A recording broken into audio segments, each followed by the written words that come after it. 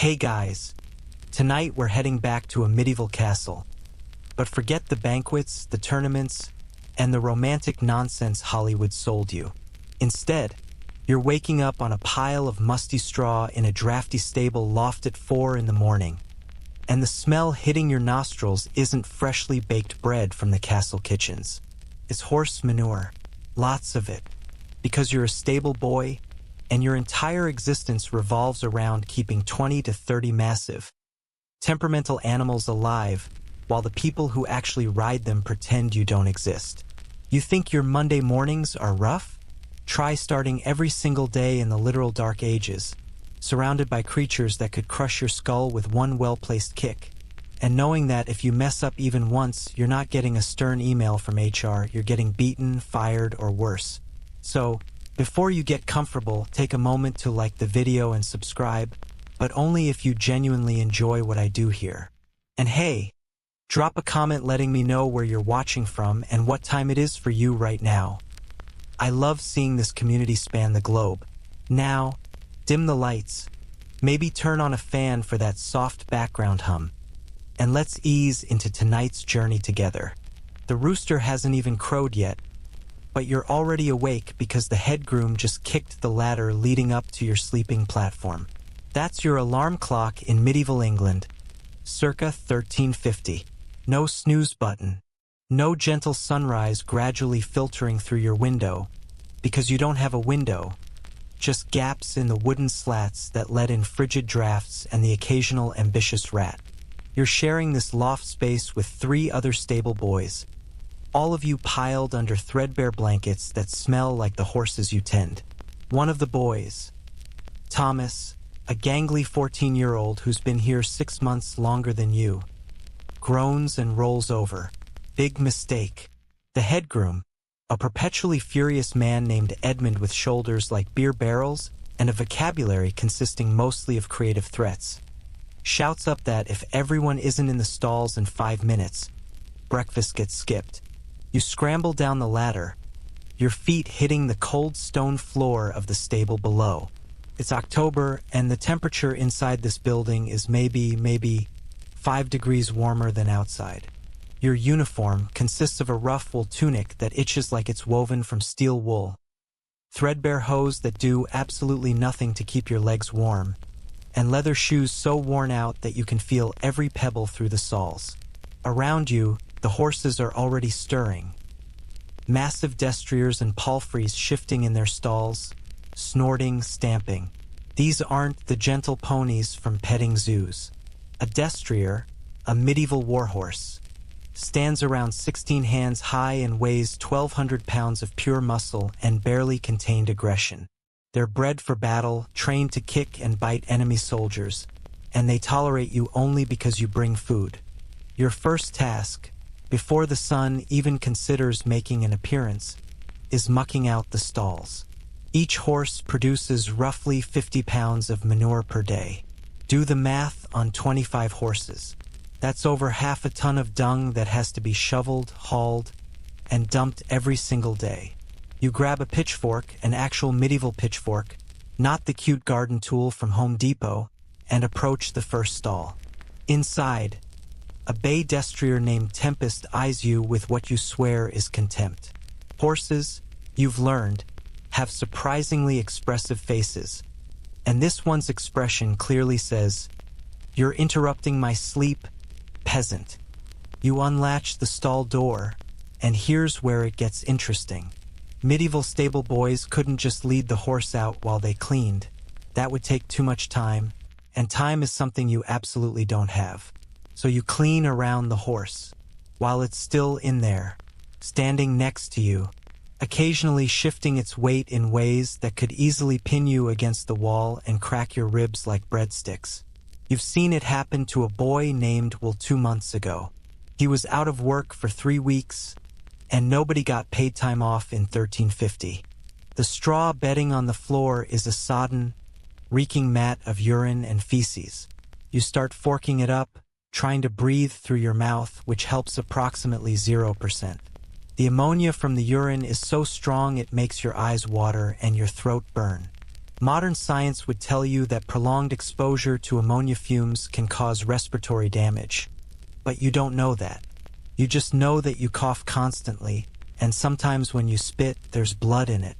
Historians still argue whether medieval stable workers had significantly shorter lifespans than other laborers, but when you're hacking up a lung before your 18th birthday, the academic debate feels somewhat irrelevant.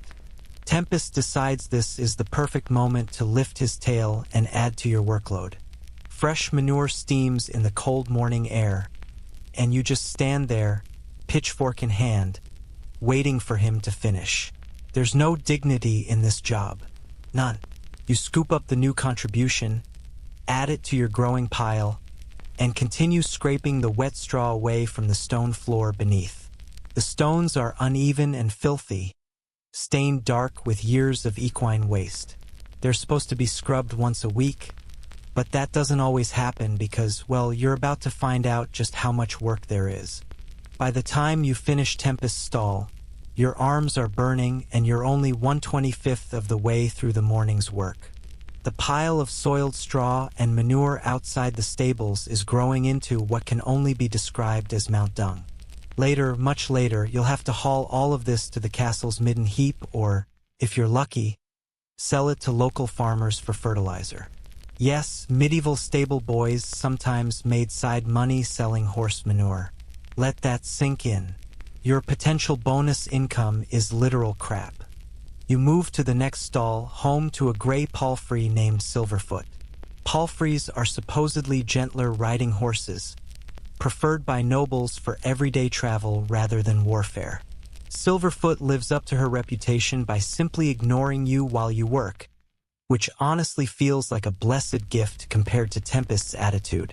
You fall into a rhythm. Fork, lift, toss, repeat. Fork, lift, toss, repeat. Your back starts aching. Your hands, already calloused from months of this work, still manage to develop new blisters where the wooden handle rubs. You'll pop those blisters later with a dirty knife because medieval germ theory won't be invented for another 500 years, and then you'll wonder why the wounds get infected. Spoiler alert, it's the dirty knife. Outside, the sky is gradually shifting from black to dark gray. Dawn is coming, which means the castle is waking up. You can hear sounds from the main keep now. Servants bustling, dogs barking, someone shouting orders about preparing the great hall for breakfast. That breakfast, incidentally, isn't for you. Not yet. You'll eat eventually, probably around 7 or 8 if Edmund is in a decent mood, but right now the horses take priority. Always.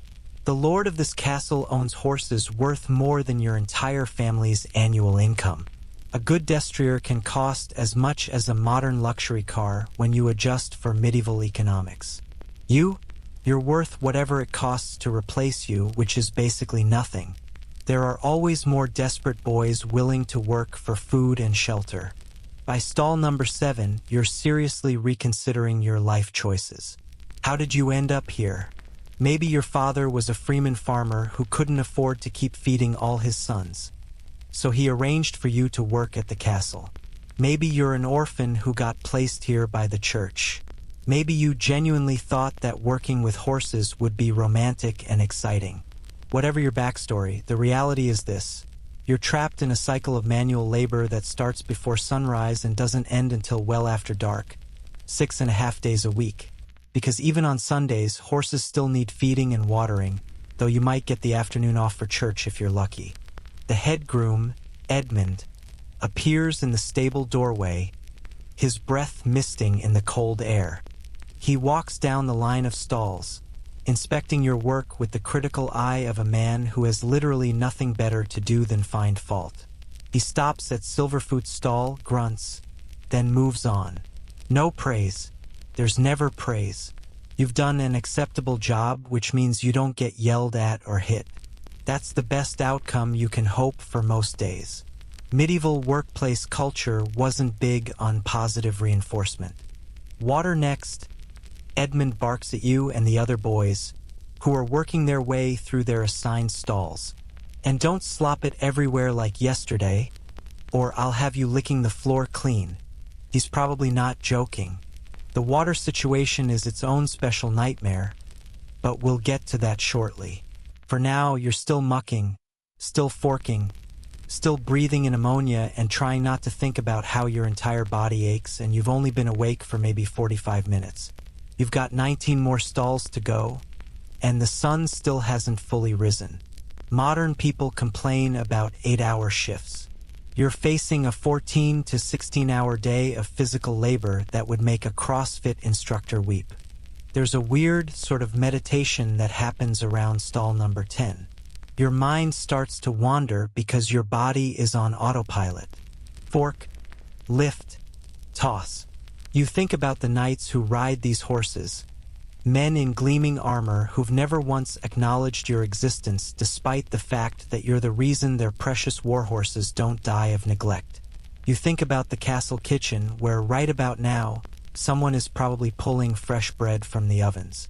Your stomach growls so loudly that the nearest horse, a chestnut mare named Bramble, flicks her ears back at the sound.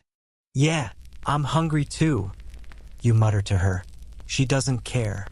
Around stall 15, Thomas, your fellow stable boy, calls out that he found a dead rat in one of the feed bins. Edmund shouts back to throw it to the castle dogs and get back to work. Just another day in paradise. Rats are a constant presence in the stables because where there's grain and hay, there are rodents. You're supposed to keep a cat or two around to control the population, and there are indeed several feral barn cats that live here, but they're fighting a losing battle against the rodent hordes. You've learned to shake out your blanket before sleeping because waking up with a rat on your chest is an experience you don't want to repeat. By the time you finish the last stall, your arms feel like jelly and your lower back is screaming. The pile of muck outside has reached truly impressive proportions. You and the other stable boys will spend part of the afternoon hauling it away, one wheelbarrow load at a time, to the designated dung heap about 100 yards from the stables. 100 yards doesn't sound far until you're pushing a wheelbarrow full of wet manure across uneven ground for the 30th time. The sun is finally properly up now. This may be 6:30 in the morning. You've been working for over 2 hours. And you know what? You haven't even started the actual work yet. The mucking is just the opening act. Now comes feeding, watering, grooming, and about 16 other tasks that stand between you and the thin soup and stale bread that constitutes your breakfast. Edmund surveys the clean stalls with his usual expression of barely suppressed rage at the world. "Acceptable," he finally says, which is practically a standing ovation by his standards. Now feed them before they kick the walls down. You head to the feed room, where sacks of oats and bales of hay are stacked to the ceiling. The smell here is actually pleasant, dried grass and grain, a welcome change from the ammonia and feces aromatherapy you've been enjoying. But as you heft your first bucket of oats, you realize that your workday has only just begun, and your body is already begging for mercy that won't come. Welcome to medieval stable life. It's 4 hours until breakfast. You'll earn every bite. The manure pile behind the stables isn't just a pile. It's a monument to your daily suffering. A steaming pyramid of horse waste that reaches nearly 6 feet tall during winter months when nobody bothers hauling it away as frequently. You stand before it now, mid-morning, with a wheelbarrow that's seen better decades, and you realize that this mountain of dung represents something profound about medieval life. Everything, and you mean everything, revolves around dealing with animal waste. Modern sewage systems have made you soft. You flush a toilet and never think about where it goes. Medieval you? You're intimate with excrement in ways that would make a modern sanitation worker uncomfortable. Here's a fun fact that definitely won't help you sleep. A single horse produces approximately 8 to 10 piles of manure per day, with each pile weighing around 5 pounds. Multiply that by your stable's 25 horses, and you're looking at over 1,000 pounds of feces every single day. Per week, that's 3.5 tons. Per month, 14 tons. And guess whose job it is to move all of this? Congratulations, it's you. You and your fellow stable boys are essentially medieval waste management specialists, except instead of riding in trucks with hydraulic lifts, you've got wooden wheelbarrows with wheels that constantly get stuck in mud. You drive your pitchfork into the muck pile, and the smell that rises up is enough to make you gag even though you've been doing this for months. It's not just the odor of fresh manure that's almost pleasant compared to this. No, this is fermented, composted, decomposing horse waste that's been sitting here for weeks, heating up from the inside as bacteria break it down. The center of the pile is actually warm, even on this cold October morning, because decomposition generates heat. Steam rises from where you've broken the surface, and you genuinely wonder if hell could be any worse than this. Historians still argue whether medieval people had a dulled sense of smell compared to modern humans, adapted through constant exposure to animal and human waste, but standing here you think that's optimistic. You can taste the smell. Coats your throat. The head groom has assigned you and Thomas to muck hauling duty this morning, which means you'll spend the next 2 hours loading wheelbarrows and pushing them to the furthest corner of the castle grounds, where the official dung heap resides. Why the furthest corner? Because even medieval people, who tolerated smells that would make modern suburbanites faint, had their limits. The midden heap, that's the fancy medieval term for the community garbage and waste pile, needs to be far enough from the living quarters that the smell doesn't waft into the Great Hall during dinner, but close enough that hauling waste there doesn't consume your entire day. You load your wheelbarrow with the first batch, and it's heavier than you remembered. Wet manure, mixed with soiled straw and urine-soaked bedding, has the consistency of thick mud and weighs about as much as concrete. Your wheelbarrow, already ancient and wobbly, groans under the load. The wheel, a solid wooden disc because pneumatic tires won't be invented for another 500 years, creaks ominously. You've seen these wheels snap before. 2 weeks ago, one broke under John's load, sending him sprawling face first into a wheelbarrow full of horse dung. He came up sputtering and cursing, covered head to toe in filth, and the other boys laughed until Edmund threatened to make them all swim in the midden heap if they didn't get back to work. You start pushing. The wheel immediately finds every rut, rock, and divot in the path. The castle grounds aren't paved. They're packed earth that turns to mud whenever it rains, which in medieval England is constantly. Your arms strain, your back protests, and you've barely covered 20 feet. 90 more to go, then back for another load, and another, and another. You do the math in your head. If the muck pile is roughly 6 feet tall and 6 feet wide at the base, and you can fit maybe 2 cubic feet of waste in your wheelbarrow, you're going to be making approximately 30 trips. 30. Thomas passes you going the opposite direction, already heading back for his second load. He's got 2 years on you and has accepted his fate in a way you haven't quite managed yet. Careful near the chapel corner, he calls out. Ground's soft there, nearly tipped yesterday. You nod your thanks and adjust your grip on the wooden handles, which are worn smooth by countless other miserable stable boys who've pushed this same route before you. Your hands are already starting to hurt, despite the calluses. There's a special kind of exhaustion that comes from repetitive labor, different from the tiredness you feel after a busy day. This is the bone-deep, soul-crushing fatigue of knowing you're going to do the same motion over and over and over until your muscles scream and your mind goes numb.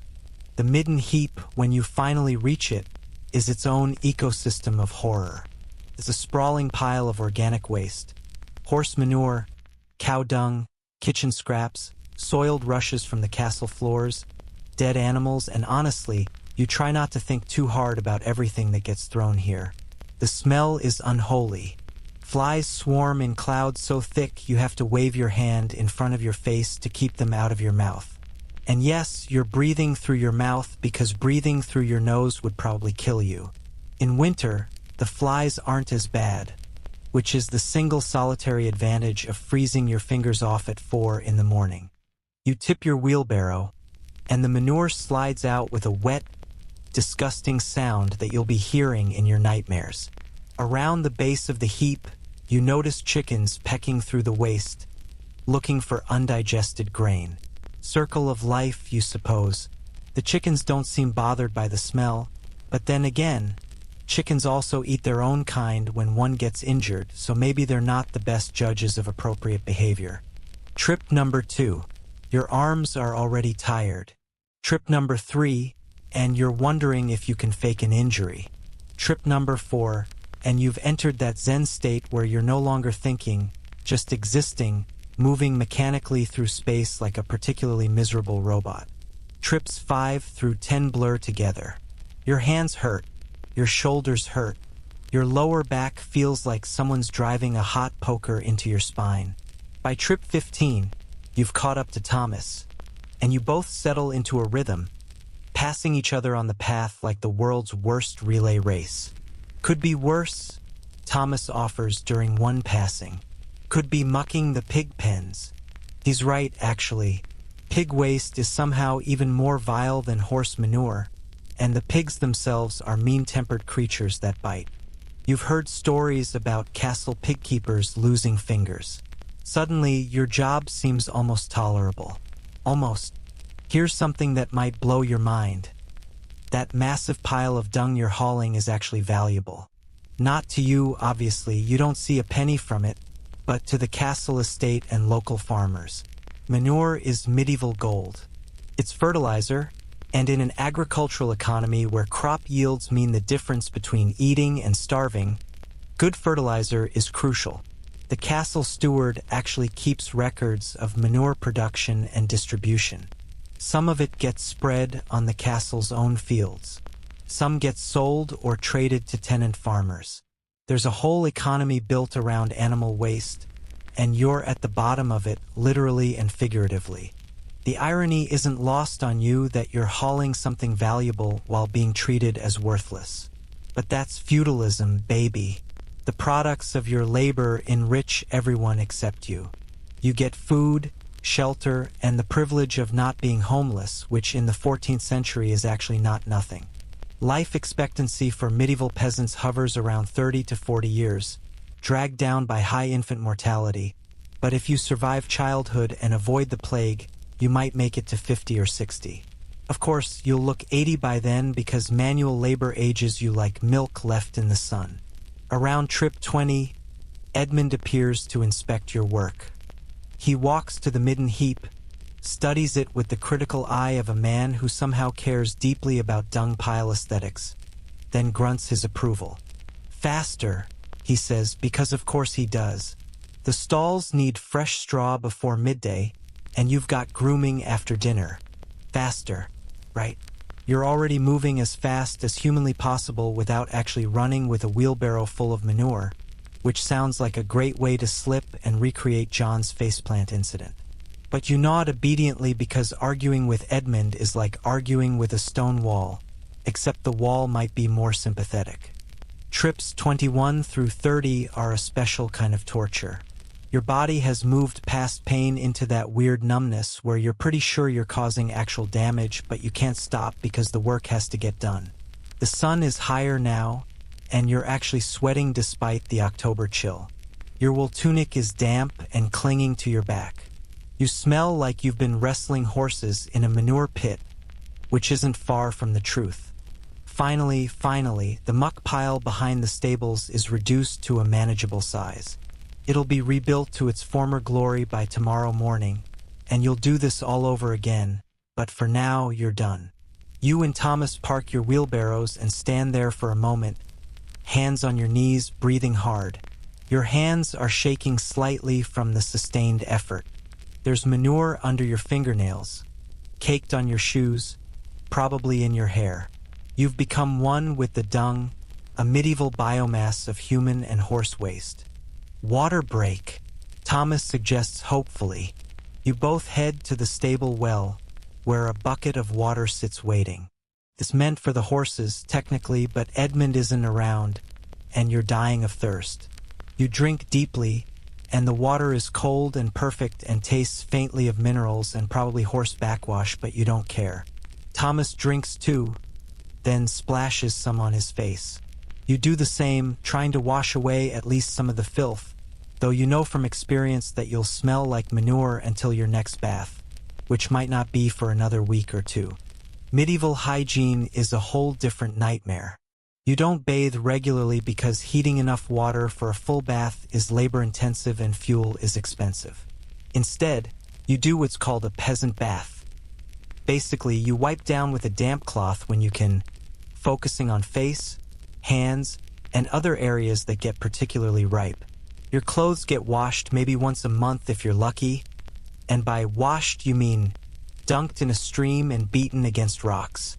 As a result, everyone smells. The knights smell like old sweat and metal. The nobles smell like old sweat covered up with expensive perfumes. You smell like horse manure and desperation. It's a bouquet that follows you everywhere. But here's a quirky little fact that might make you feel slightly better. Medieval people actually had some interesting theories about waste management and health. They understood that having dung heaps too close to drinking water was bad, even if they didn't know about bacteria. Castle wells were specifically placed uphill from midden heaps to prevent contamination. They knew, through observation and tragic experience, that drinking water tainted by waste led to disease. They didn't understand the mechanism, germ theory was centuries away, but they understood the correlation. So while medieval sanitation seems primitive to modern eyes, there was actually some logic to it. Not that this helps you as you stand here, reeking of manure, contemplating the fact that you've moved 3/4 of a ton of horse feces before noon and still have 8 hours of work ahead of you. Your breakfast break is coming soon, thin barley soup, a hunk of dark bread, maybe some cheese if you're lucky, and then it's on to the next task. The horses need fresh bedding. They need grooming. They need their hooves checked. The tack needs cleaning. The feed bins need refilling. The water troughs need scrubbing. The list goes on and on and on. A never-ending cycle of labor that makes Sisyphus pushing his boulder look like a cushy retirement gig. Thomas notices your 1,000-yard stare. "First winter?" he asks. You nod. "Gets worse," he says cheerfully. "Wait until the snow comes and the wheelbarrow will keep breaking through ice. Or when your fingers are so cold you can't feel the handles and you drop a full load all over yourself." You stare at him. "That's supposed to make me feel better?" He shrugs. "Misery loves company. Plus, at least you're not in the pig pens." There's that silver lining again. At least you're not in the pig pens. This is what your life has come to, finding comfort in the fact that other jobs are even worse. But honestly, in the medieval world, that's about as optimistic as you can afford to be. Life is hard, brutal, and short. You're born into a social class that determines your entire existence. You work until your body gives out. And in between, you shovel manure and try not to think too hard about whether there's supposed to be more to life than this. Spoiler alert, for you, there probably isn't. The feed room is your next destination, and honestly, it's one of the few places in the stable complex that doesn't make you want to weep. The air here smells like dried grass and grain, earthy and almost pleasant after hours of breathing ammonia and decomposing manure. Sacks of oats are stacked against the stone walls, and bales of hay reach nearly to the ceiling. This room represents a fortune in medieval terms. A single warhorse can eat 20 to 30 pounds of hay per day, plus several pounds of oats for energy. Multiply that by 25 horses, and you're looking at literal tons of feed consumed monthly. The castle spends more on feeding horses than it does on feeding you and the rest of the lower servants combined, which tells you exactly where you rank in the social hierarchy. You grab a wooden bucket and start scooping oats from an open sack. The grain rattles pleasantly against the wood, and you measure out portions with the practiced eye of someone who's done this hundreds of times. Too little, and the horses don't have enough energy for whatever the knights demand of them. Too much, and you're wasting expensive resources which Edmund will notice and you'll pay for, possibly literally with a beating. Medieval management style was very hands-on in the worst possible way. Thomas appears beside you with his own bucket. Tempest first? He asks. Always the difficult ones first. You agree.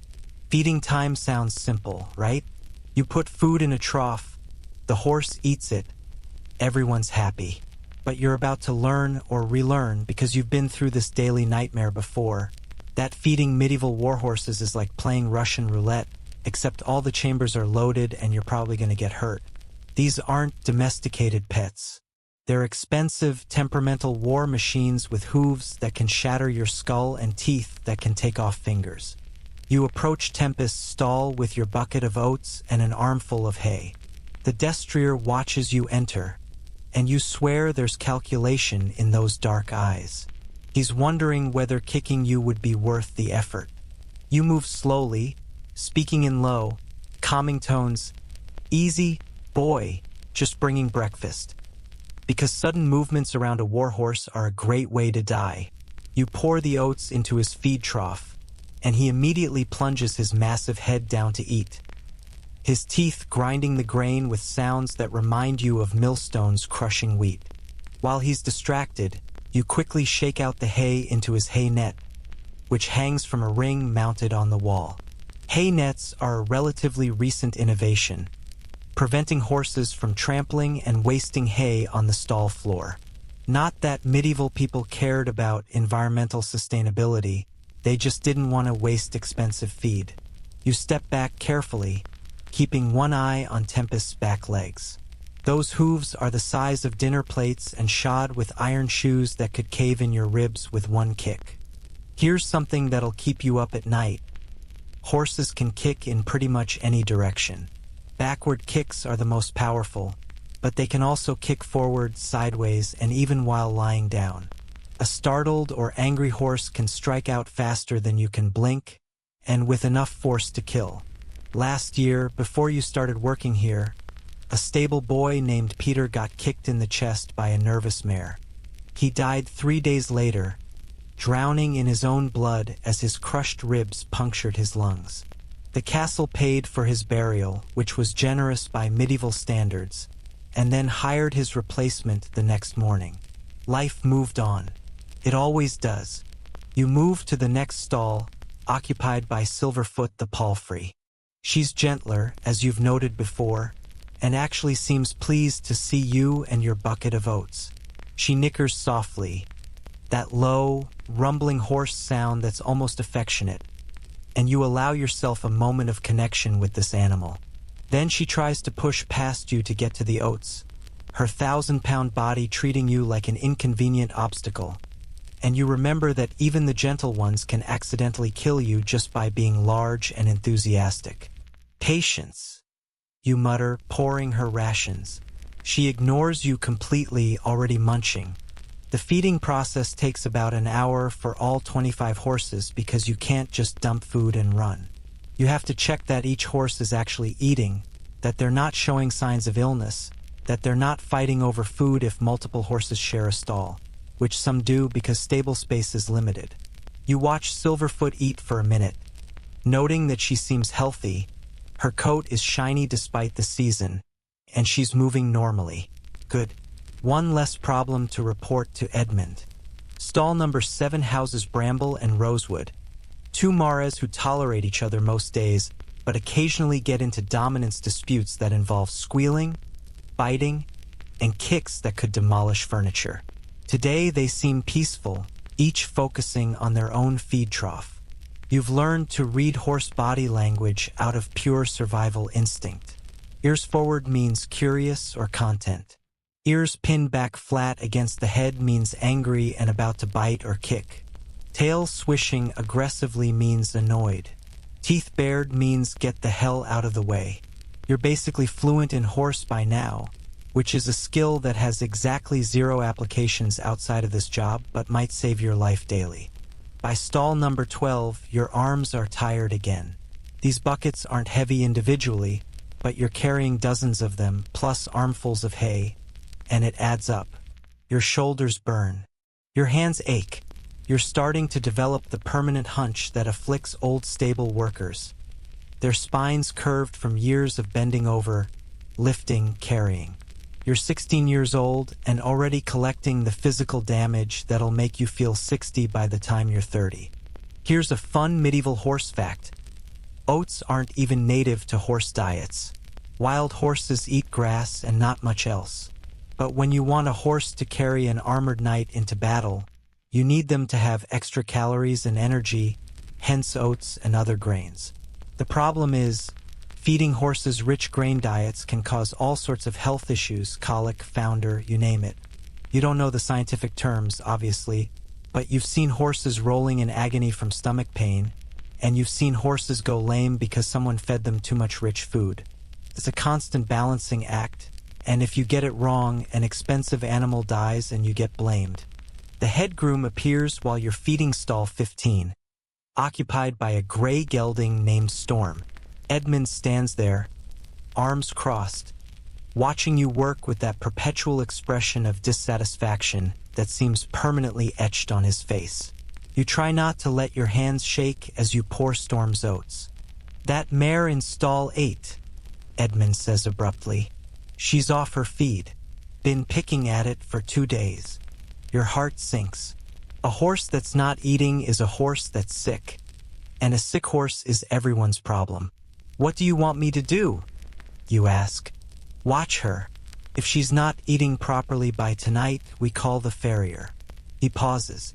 "And if she dies because you didn't notice something, I'll have your hide." The farrier is the closest thing medieval castles have to a veterinarian, though his training consists mostly of shoeing horses and some folk remedies passed down through generations. Some farriers are genuinely skilled. Others are basically medieval con artists who blame demons and bad air when their treatments don't work. Historians still argue whether medieval farriery was effective or just elaborate theatrical bloodletting, literally, because bleeding sick horses was a common cure. But Edmund's threat is clear. If that mare dies, you're responsible, even though you have absolutely no control over horse diseases and zero medical training. "Yes, sir," you say, because what else can you say? Edmund grunts and walks away, already shouting at Thomas about something. You finish Storm's feeding and move to stall 8, where the sick mare, a chestnut named Copper, stands with her head lowered. She's breathing normally, which is good. No obvious discharge from her nose or eyes, which is also good. But when you pour her oats, she barely glances at them. She leans down, sniffs, takes one half-hearted nibble, and turns away. This is bad. Horses are grazing animals. They're basically designed to eat constantly. A horse that won't eat is a horse in trouble. You try offering her some hay, and she shows slightly more interest, pulling a few strands from your hand and chewing slowly. Maybe it's just a grain issue, maybe the oats are moldy, or she's developing a preference. You make a mental note to check the grain stores later and to report this to Edmund, covering yourself so that if things go wrong, nobody can say you didn't raise the alarm. The thing about medieval stable work is that you're given enormous responsibility with zero authority or resources.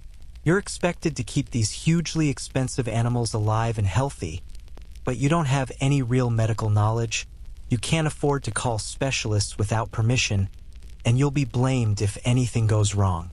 It's the perfect setup for constant anxiety. Every time a horse coughs, you wonder if it's developing strangles, a respiratory infection that can kill. Every time a horse seems stiff, you worry about founder. Every time a horse acts aggressively, you worry it's developed brain fever. You're a teenage boy playing veterinarian with lives and money you can't afford to lose. You continue your feeding rounds, but now you're anxious, constantly glancing back towards stall 8. By the time you reach stall 25, you've worked yourself into a state of quiet panic about Copper. What if she gets worse? What if she dies overnight and Edmund decides it's your fault? Medieval justice isn't known for its fairness or nuance. Stable boys have been dismissed, beaten, or worse for lesser failures. The last horse fed, you stand in the stable corridor and take a breath. Feeding is done, but there are still a dozen tasks between you and rest. You need to check water levels in every trough. You need to inspect hooves for stones or damage. You need to check that the tack room is organized because one of the knights wants to ride this afternoon, and if his saddle isn't immediately available, guess who gets yelled at? Hint, not the knight. Thomas appears, looking as tired as you feel. All fed? He asks. All fed, but Kappa's still not eating. He winces. That's 3 days now. Edmund won't wait much longer before calling someone. I know. You hesitate. You think it's serious? Thomas shrugs. Could be. Could be nothing. Had a gelding last year that stopped eating for 4 days. We all thought he was dying. Turns out he just didn't like the new hay we got from the village. Picky bastard nearly gave Edmund a heart attack. This is simultaneously comforting and not. Yes, it might be nothing. Or it might be something fatal, and you'll all find out together, probably at 3 in the morning when someone discovers a dead horse and the subsequent panic. You head to check the water troughs, bucket in hand. Each stall has a trough that needs to be kept full, and horses drink astounding amounts of water. 10 to 15 gallons per day, sometimes more in summer. The troughs are stone or wood, heavy and awkward, and they get filthy with horse slobber, bits of hay, and occasionally worse things. You skim the worst of the debris off the top of each trough, then top them up with fresh water from the well, which means hauling heavy buckets back and forth approximately 30 times because medieval plumbing doesn't exist and you're basically a human water delivery system. By the time you're done with water rounds, your back is screaming again and you're ready to collapse. But Edmund appears once more. Does this man ever rest? And announces that the afternoon night riding session has been moved up, which means you need to groom and tack up 6 horses in the next hour instead of the 2 hours you thought you had. You exchange a look with Thomas. His expression mirrors your own. Exhausted resignation mixed with the faint hope that maybe, just maybe, you'll survive another day. Better get started, he says. You grab the grooming brushes and head back into the stalls, where 6 destriers await, each one a 1,000-pound bundle of muscle, attitude, and the very real possibility that today's the day you finally get kicked hard enough to meet whatever medieval afterlife awaits teenage stable boys. It's barely noon. You've been working for 8 hours, and the day is far from over. The well sits in the stable courtyard, a circular stone structure about 4 feet tall with a wooden frame supporting a rope and bucket mechanism. This well is your nemesis, your constant companion, your personal circle of hell. You're about to become intimately familiar with it because medieval horses drink like they're training for some kind of ancient Olympic hydration event, and you're the only thing standing between them and fatal dehydration. Here's the physics that's about to ruin your day. A full bucket of water weighs roughly 40 pounds. Each horse drinks 10 to 15 gallons daily. That's about 80 to 120 pounds of water per horse. Multiply that by 25 horses, and you're looking at hauling somewhere between 2,000 and 3,000 pounds of water every single day. That's over a ton of liquid that you personally have to lift, carry, and pour one 40-pound bucket at a time. Your ancestors didn't have gym memberships because their entire lives were CrossFit routines designed by sadistic medieval economics. You approach the well with the wooden bucket, attaching it to the hook on the rope. The rope itself is rough hemp that's already worn your hands raw in places where the blisters haven't quite calloused over yet. You lower the bucket down into the darkness, hearing it splash somewhere far below. The well is deep, maybe 30 feet, because groundwater isn't exactly sitting near the surface waiting to be collected. You hear the bucket fill, that glug-glug sound echoing up from the depths, and then you start hauling. Hand over hand, you pull the rope up. The bucket, empty on its way down, now weighs enough that your arms are shaking by the time it clears the well's edge. Water sloshes over the sides, soaking your already damp tunic. The October air makes the wet fabric cling to your skin, and you shiver. This is going to be your reality for the next several hours. Lower bucket, haul bucket, carry bucket, pour bucket, repeat. 50 times, 60 times. You've honestly lost count of how many trips you'll need to make, and you're trying not to think about it because if you do, you might just sit down and refuse to move. The first destination is Tempest Stall, because of course you start with the most difficult horse. You carry the bucket carefully, trying not to spill too much, but water splashes with every step. The bucket has no lid, obviously. Medieval bucket technology hasn't reached those dizzying heights, so you're just accepting that you'll lose about 10% of each load to spillage. When you reach Tempest's stall, his water trough is about half empty, scummed with floating bits of hay and a disturbing amount of horse saliva. Horses produce a lot of saliva. It's thick and ropey and absolutely disgusting when you have to skim it off the water's surface. You pour your bucket into the trough, and it barely makes a dent in the water level. Tempest immediately comes over to investigate, dipping his massive head down to drink. His lips make these slurping, splashing sounds that would be almost comical if you weren't so tired. He drinks deeply, and you watch the water level drop in real time as this 1,200-pound animal sucks down gallons like it's nothing. You're going to need at least 3 more buckets just for him. Back to the well. Lower the bucket, haul it up, carry it to Tempest's stall, pour, repeat. Your shoulders are burning. Your forearms feel like they're made of jelly. The rope is cutting into your palms, even through the calluses. By the 3rd bucket, you're starting to understand why medieval stable boys developed such distinctive physiques, assuming they survived long enough. This job will either kill you or turn you into someone who could arm wrestle a blacksmith and win. Thomas passes you carrying his own bucket, heading to the far end of the stables. "Don't forget to check the troughs for ice," he calls. "Starting to freeze at night now." Right? Because your job wasn't hard enough. Now you have to factor in that water left in troughs overnight will freeze solid by morning. Breaking ice at 4 a.m. with freezing hands is a special kind of torture you've already experienced a few times this autumn, and it's only going to get worse as winter deepens. But that's a tomorrow problem. Today's problem is hauling enough water to satisfy 24 perpetually thirsty warhorses. Silverfoot's stall is next. Her trough is nearly empty. She's a heavy drinker, apparently, and you need to make 5 trips to bring it up to acceptable levels.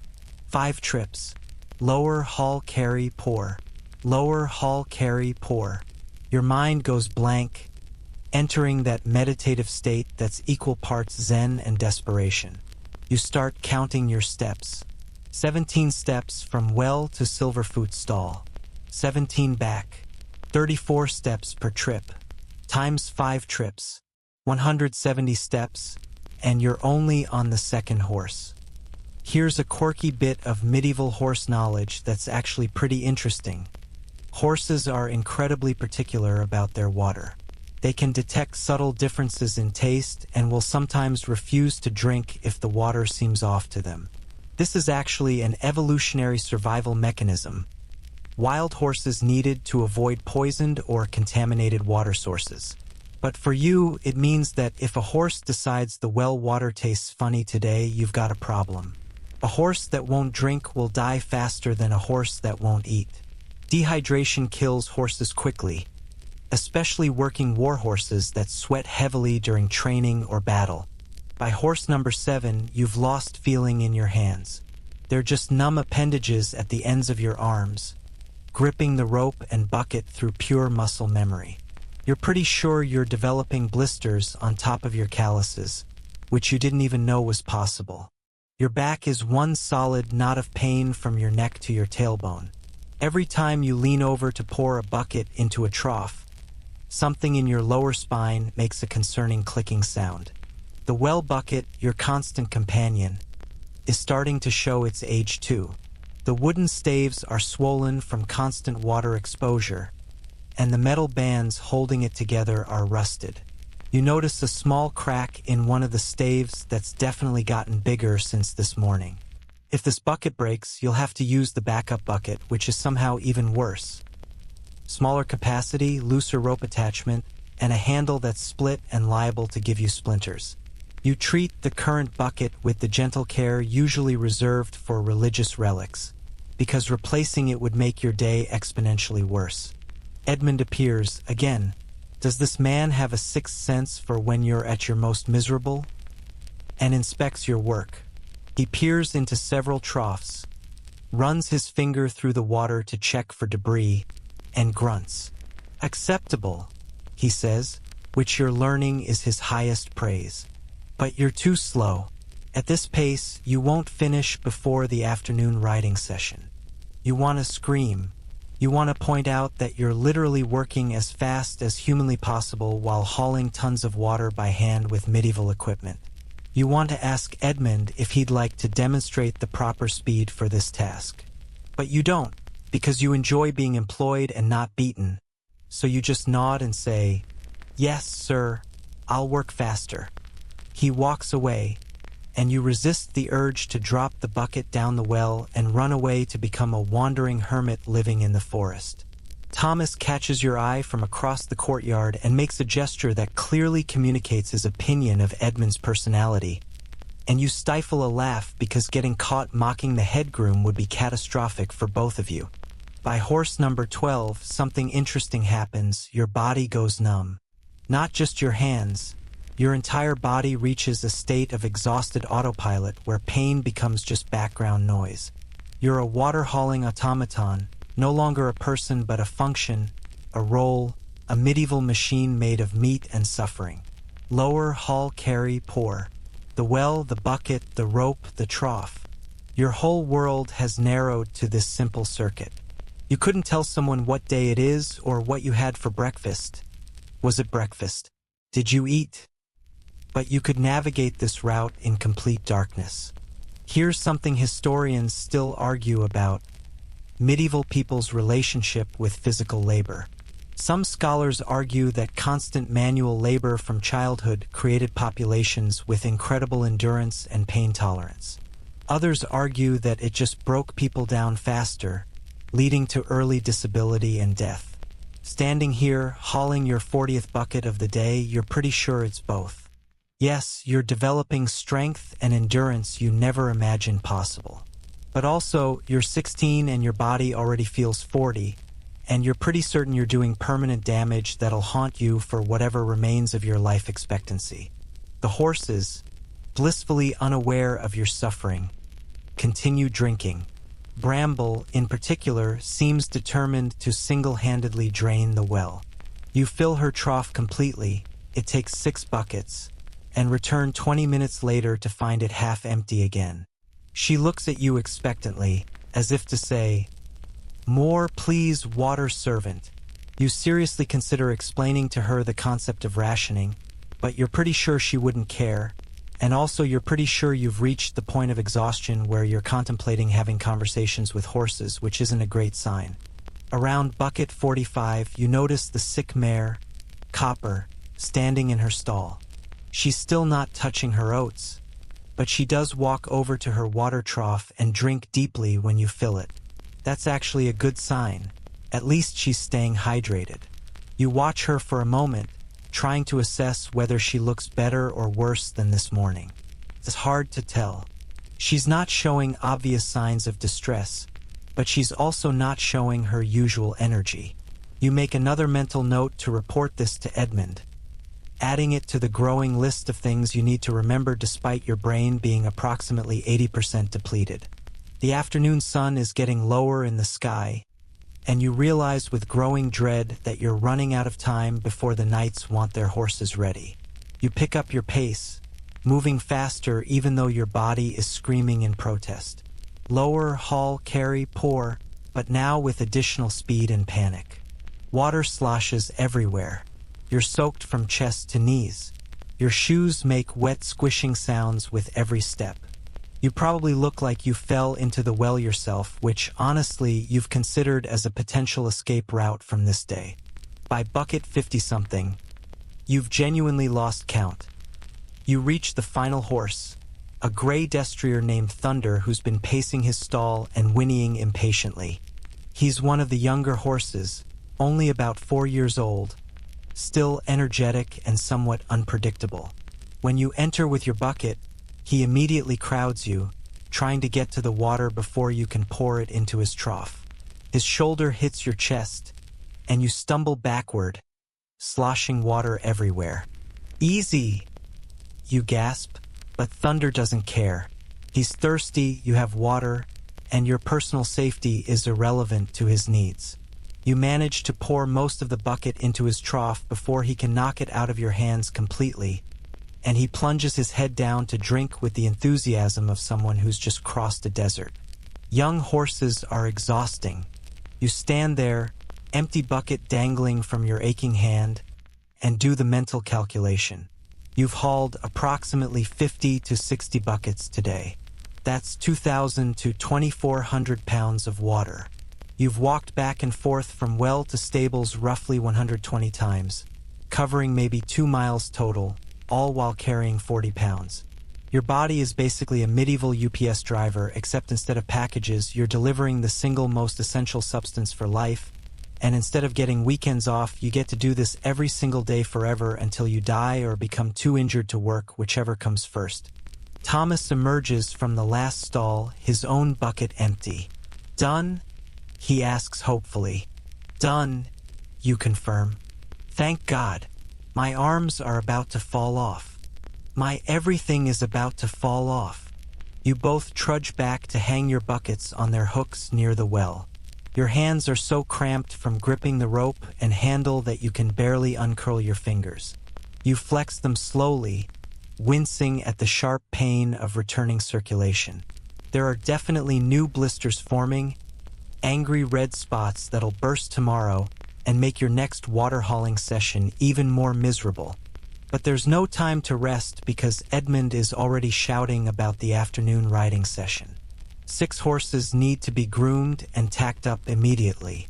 The knights are gathering in the castle courtyard, discussing whatever it is knights discuss. Probably tournaments and courtly love and who has the best sword. Honestly, you don't care because you're too tired to care about anything except possibly lying down and never moving again. "Come on," Thomas says, reading your expression. "Grooming's not so bad. At least we're not hauling water."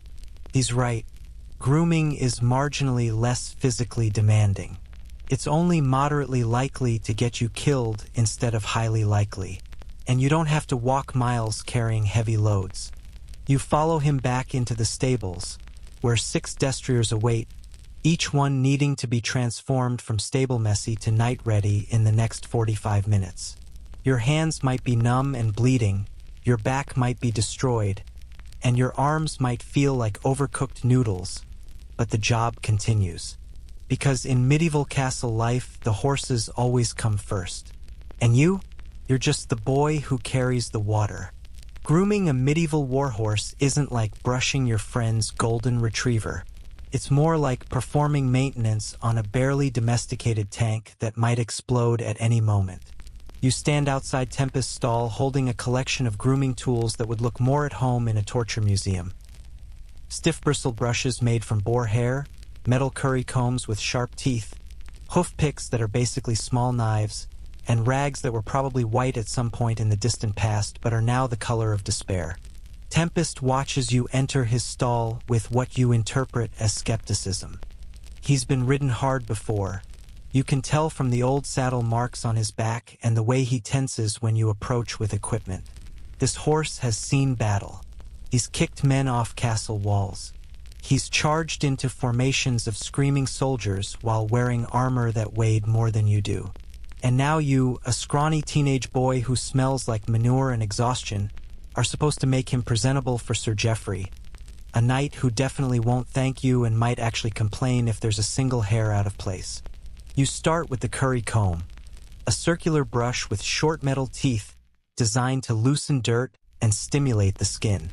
You place your left hand on Tempest's shoulder, establishing contact so he knows where you are and hopefully won't startle and kill you, and begin making circular motions with the comb against his coat.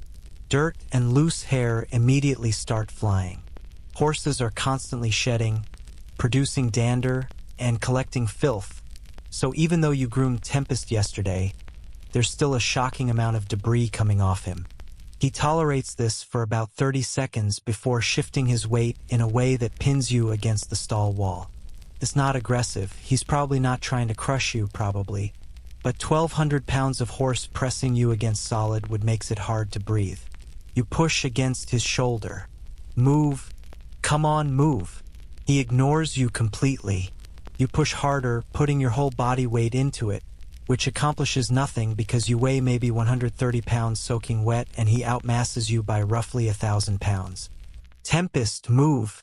You're starting to panic because your ribs are genuinely hurting now. Finally, you resort to the trick Thomas taught you.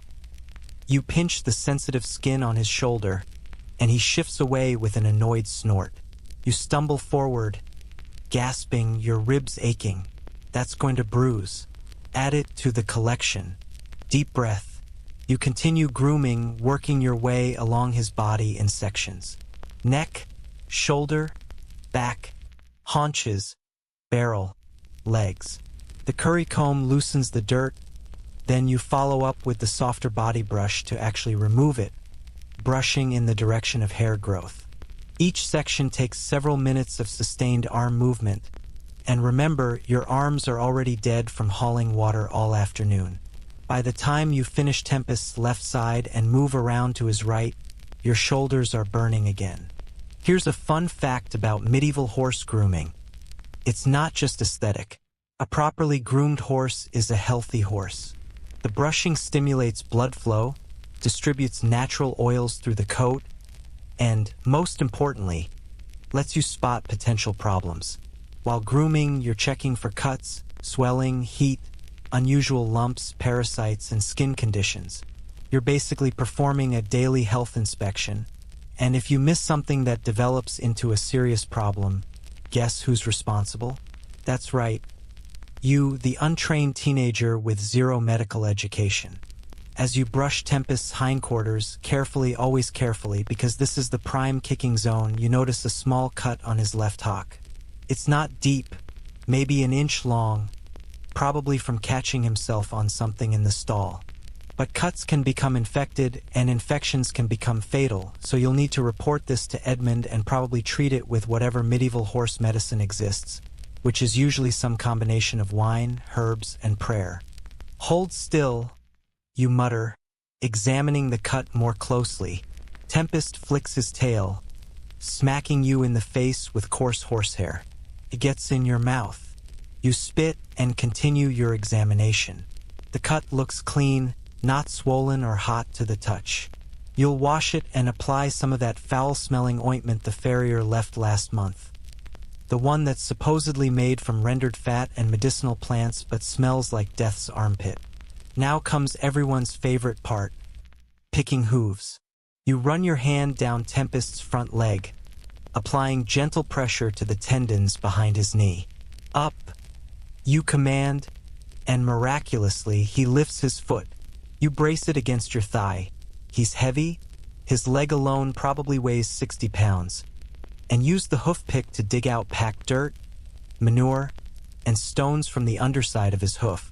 Hoof care is genuinely critical. Horses are basically biological pogo sticks. Their entire weight balances on 4 relatively small hooves. A stone lodged in a hoof can cause bruising.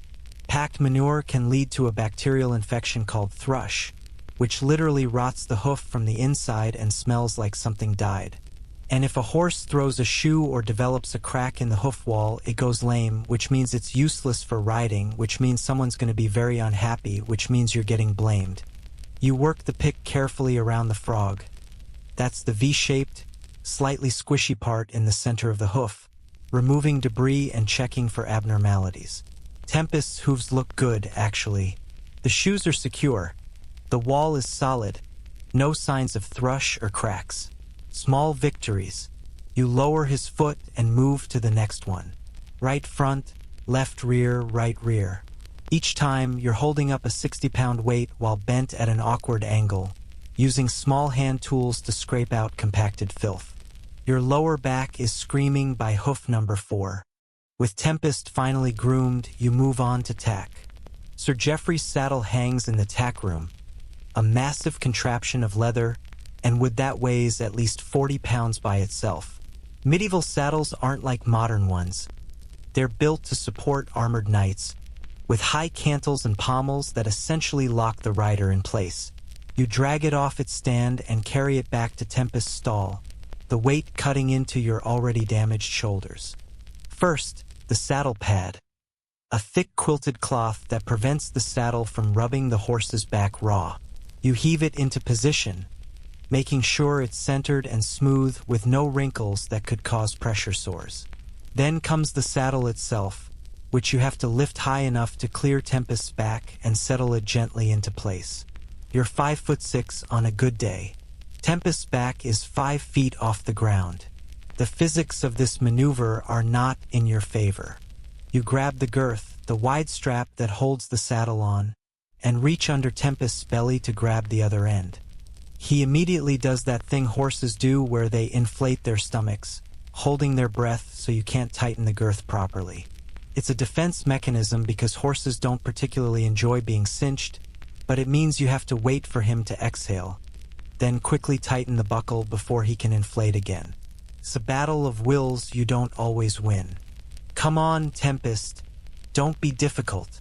You pull the girth tighter. He pins his ears back, warning you that he's annoyed. You give him an apologetic pat. I know, buddy.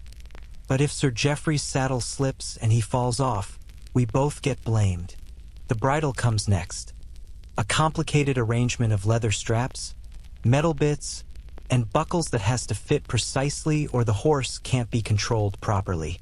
You have to slip the bit, a metal bar that goes in the horse's mouth, between Tempest's teeth while simultaneously pulling the crown piece over his ears without getting bitten, headbutt, or generally murdered.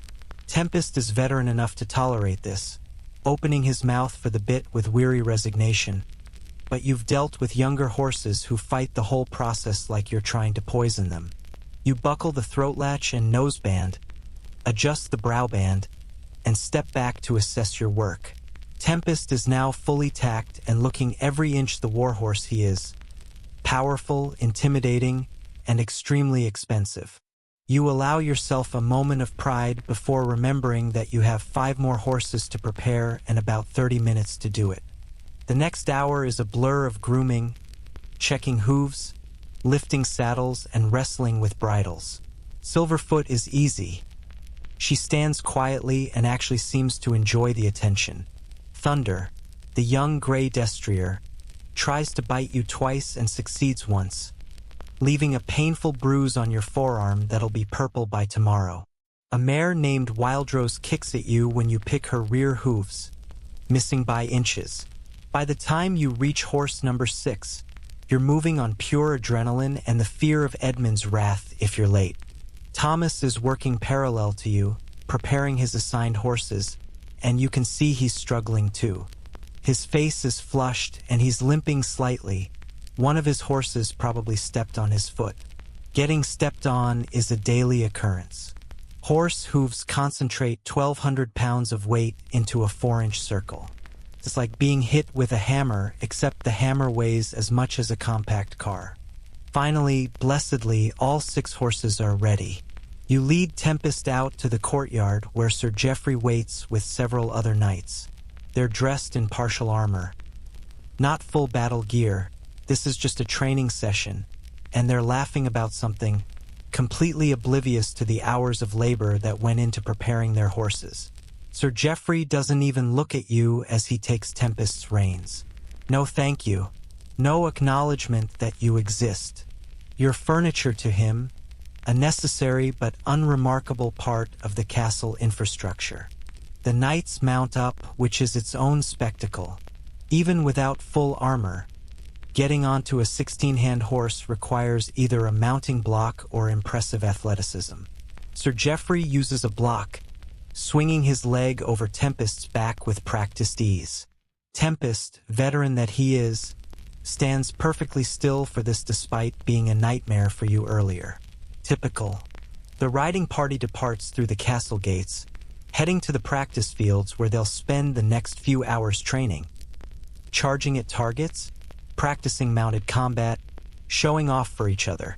Meanwhile, you and Thomas stand in the courtyard, covered in horsehair, sweat, and various bodily fluids, watching them go. Think they'll work the horses hard? Thomas asks. Probably, which means we'll have to cool them down and groom them all over again when they get back. Thomas groans. I hate afternoon sessions. You both trudge back to the stables, where the remaining 19 horses need attention too. Even the horses not being ridden today still need their hoofs picked, their coats brushed, their general health monitored. There's a chestnut gelding named Copper. Wait, no, that's the sick mare. This one's named Russet, who's favoring his right front leg slightly. You watch him walk, trying to determine if it's serious or if he just woke up stiff. Historians still argue whether medieval stable workers had any real understanding of equine biomechanics, but you've learned through observation and painful experience to spot subtle signs of lameness. You spend the next hour doing maintenance, grooming on the rest of the horses, and by the time you finish, your hands are cramping so badly you can barely hold the brushes. There's horsehair embedded in your clothes, your skin, probably your internal organs by now. You've been bitten, stepped on, shoved into walls, and tail whipped. Your body is a constellation of bruises, scratches, and aching muscles, and the knights haven't even returned yet. When they do, you'll have to unsaddle hot, sweaty horses, walk them until they cool down, groom them again to remove the sweat, check them for injuries sustained during training, treat any cuts or scrapes, and finally return them to their stalls with fresh water and an evening feed. But that's still an hour or two away, so you collapse onto a hay bale next to Thomas, and for a few precious minutes, neither of you moves or speaks. You just sit there, two teenage boys in medieval England, slowly being destroyed by a job that pays nothing and respects you less. At least we're not in the pig pens, Thomas finally says. At least we're not in the pig pens. You agree. It's become your mantra, your tiny silver lining in a storm cloud of manure and misery. The tack room smells like leather, oil, sweat, and about 3 centuries of accumulated grime that no amount of scrubbing will ever fully remove. You're standing here after the evening feeding, staring at the row of saddles, bridles, and various equestrian equipment that all need cleaning, and you're genuinely wondering if running away to become a forest bandit might be a better career path. At least bandits get to sleep in occasionally. Edmund appears in the doorway, because apparently the man has supernatural abilities to manifest whenever you're at your lowest point. Those saddles from this afternoon need a full cleaning, he announces. Sir Geoffrey complained that his stirrup leather was stiff, said it nearly cost him his seat during a charge. Of course, Sir Geoffrey complained. Sir Geoffrey complains when the sky is the wrong shade of blue. But his complaint means you're now responsible for cleaning 6 full sets of tack before you can even think about sleeping tonight. You glance at the small candle burning on the workbench. Your only light source as darkness settles over the castle, and calculate that you've got maybe 3 hours before it burns out completely. 3 hours to clean 6 saddles, 6 bridles, assorted reins and girths and stirrup leathers, all by flickering candlelight, with hands that are already bleeding from today's labor. Yes, sir, you say, because what else can you say? Edmund leaves, and you want to scream into the void, but Thomas is already hauling the first saddle onto the cleaning stand. So you swallow your despair and grab a bucket of water. The water is cold, of course it's cold. Heating water for saddle cleaning would be a waste of precious fuel. And you add a chunk of lye soap that'll strip the dirt from the leather and probably several layers of skin from your hands in the process. Medieval saddles are engineering marvels of pain. The base is a wooden frame called a tree, shaped to distribute weight across the horse's back. Over this is stretched thick leather, tooled and dyed and treated to be as durable as possible. The whole contraption is held together with metal rivets, leather laces, and the hopes and prayers of whatever saddler constructed it. When it's new and well-maintained, it's actually beautiful. When it's been used in training exercises by a knight who sweats like a waterfall, it's disgusting. You start with Sir Geoffrey's saddle, and the first thing you notice is the smell. It's not just leather and horse sweat. There's also human sweat, oil from the knight's armor, dirt, grass stains, and what you're pretty sure is dried blood from that time Sir Geoffrey's horse took him under a low branch. You dip your rag in the soapy water and start scrubbing the seat, using circular motions to work the dirt out of the leather's grain. Here's where it gets medieval-level tedious. You can't just scrub and rinse. Leather is skin, animal skin that's been treated and preserved, and if you get it too wet or use too much soap, it'll dry out, crack, and become brittle. So you have to use just enough water to clean, but not so much that you damage the material. And you have to work in sections, constantly wringing out your rag, applying soap, scrubbing, wiping away excess, checking your work by candlelight that makes everything look vaguely the same shade of dirty orange. Your hands are already protesting. The lye soap burns in your cuts and blisters. The cold water makes your fingers ache. And you're only working on saddle number 1, section number 1. The seat alone takes 20 minutes of sustained scrubbing before you're satisfied it won't get you yelled at tomorrow. Then comes the flaps, the panels, the girth straps, the stirrup leathers, each piece requiring individual attention. The stirrup leathers are particularly annoying because they're thick, they're stiff, and they're exactly where the knight's legs rub during riding, which means they accumulate sweat and grime like it's their job. You have to scrub each leather individually, working the soap into every crease, then condition them with neat's foot oil, rendered cattle foot oil that smells exactly as appetizing as it sounds, to keep them supple. Sir Geoffrey's complaint about stiffness means you need to be extra thorough, really working the oil into the leather until it's soft and pliable again. Thomas is working on the second saddle, and you can hear him muttering curses under his breath. "This girth is disgusting," he announces. "Pretty sure something died on it." You glance over.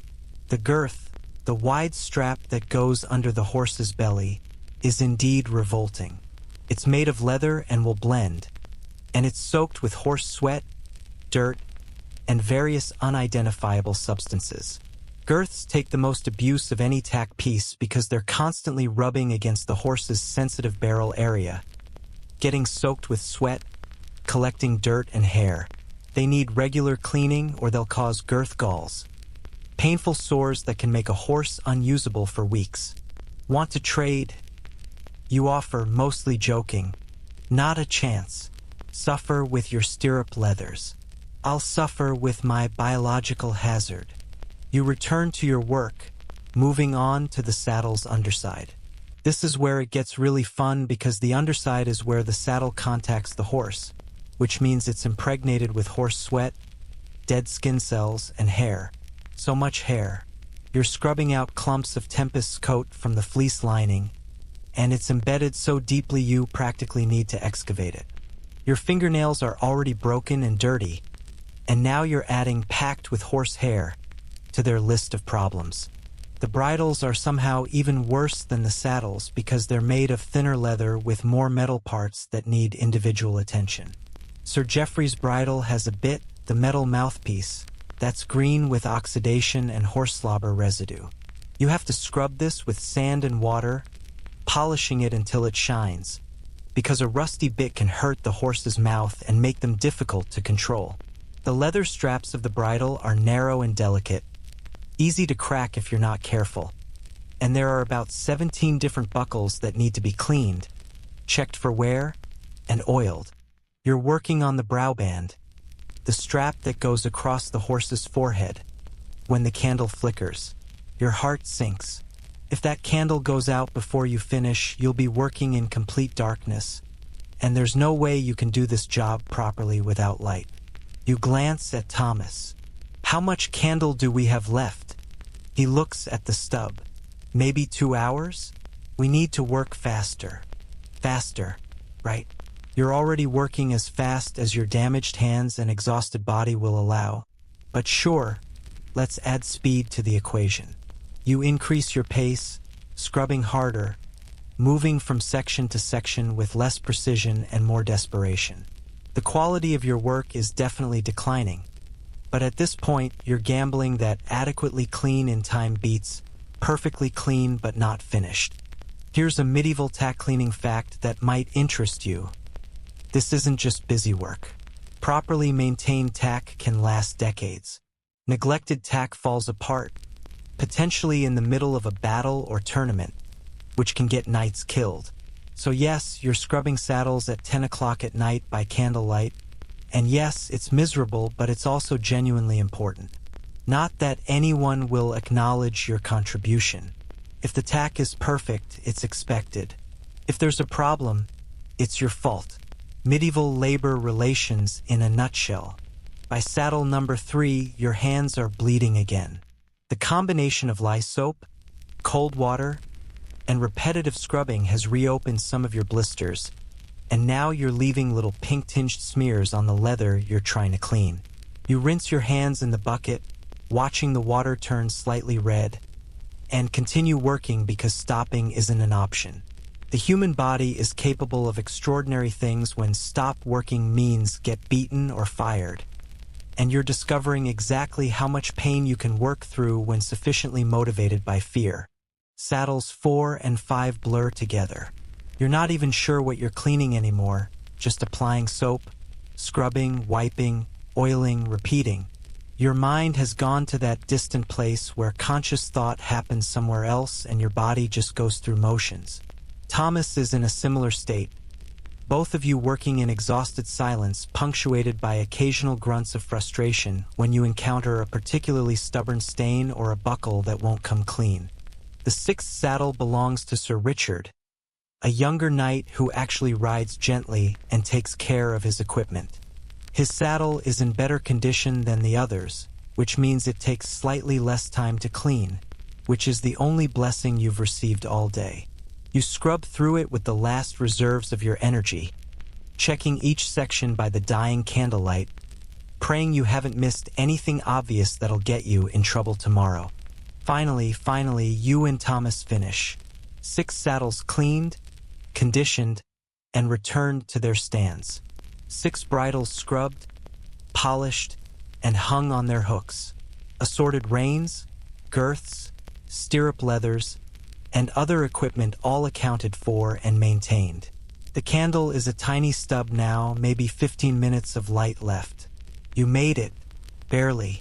You both stand there, swaying slightly from exhaustion, looking at your work. Your hands are destroyed. Thomas's aren't much better. You're both covered in a film of soap scum, leather oil, and the general grime that accumulates when you spend hours handling dirty equipment. Think Edmund will check our work in the morning? Thomas asks. Definitely. He always does. Think we did okay? You squint at the saddles in the dim light. They look cleanish, probably. Honestly, you can barely see at this point and you're too tired to care. If he complains, he can clean them himself next time. Thomas snorts. Right? And then we'll both be sleeping in the pig pens. At least we're not in the pig pens yet, you counter. Yet, Thomas emphasizes. You blow out the candle, conserving the last bit for tomorrow's pre-dawn work, and stumble out of the tack room into the stable corridor. The horses are settled for the night, making those quiet nighttime horse sounds, the occasional snort, the rustle of straw, the creak of wood as they shift weight. It's almost peaceful, if you ignore the smell and your destroyed body and the knowledge that in approximately 6 hours, you'll be doing this all over again. The walk to your sleeping loft feels like climbing a mountain. Each rung of the ladder is an individual challenge. Your hands can barely grip. Your arms are shaking. When you finally collapse onto your pile of straw, still wearing your filthy clothes because you're too tired to change, you think that maybe, just maybe, you understand why medieval life expectancy was so low. It's not just disease and war and famine, though those certainly don't help. It's the slow grinding down of the human body through relentless daily labor. It's working 16-hour days, 6.5 days per week. It's never having enough food, enough rest, enough warmth, enough anything. It's the accumulated damage of 1,000 small injuries that never properly heal because you can't stop working long enough to recover. Historians still argue whether medieval people were happier than modern people, whether simple lives led to simple contentment, whether the absence of modern stresses made up for the presence of medieval hardships. Lying here on your straw pile, every muscle screaming, hands bleeding, facing another identical day tomorrow and the day after and the day after that until you're too broken to work anymore, you can definitively answer that question. No, just no. Thomas is already snoring, having passed out the moment he hit his own straw pile. The other stable boys, two younger kids whose names you honestly forget sometimes, are curled up in their corners, dead to the world. Below, you can hear the night sounds of the stable. Horses breathing, rats scurrying, the wind whistling through gaps in the walls.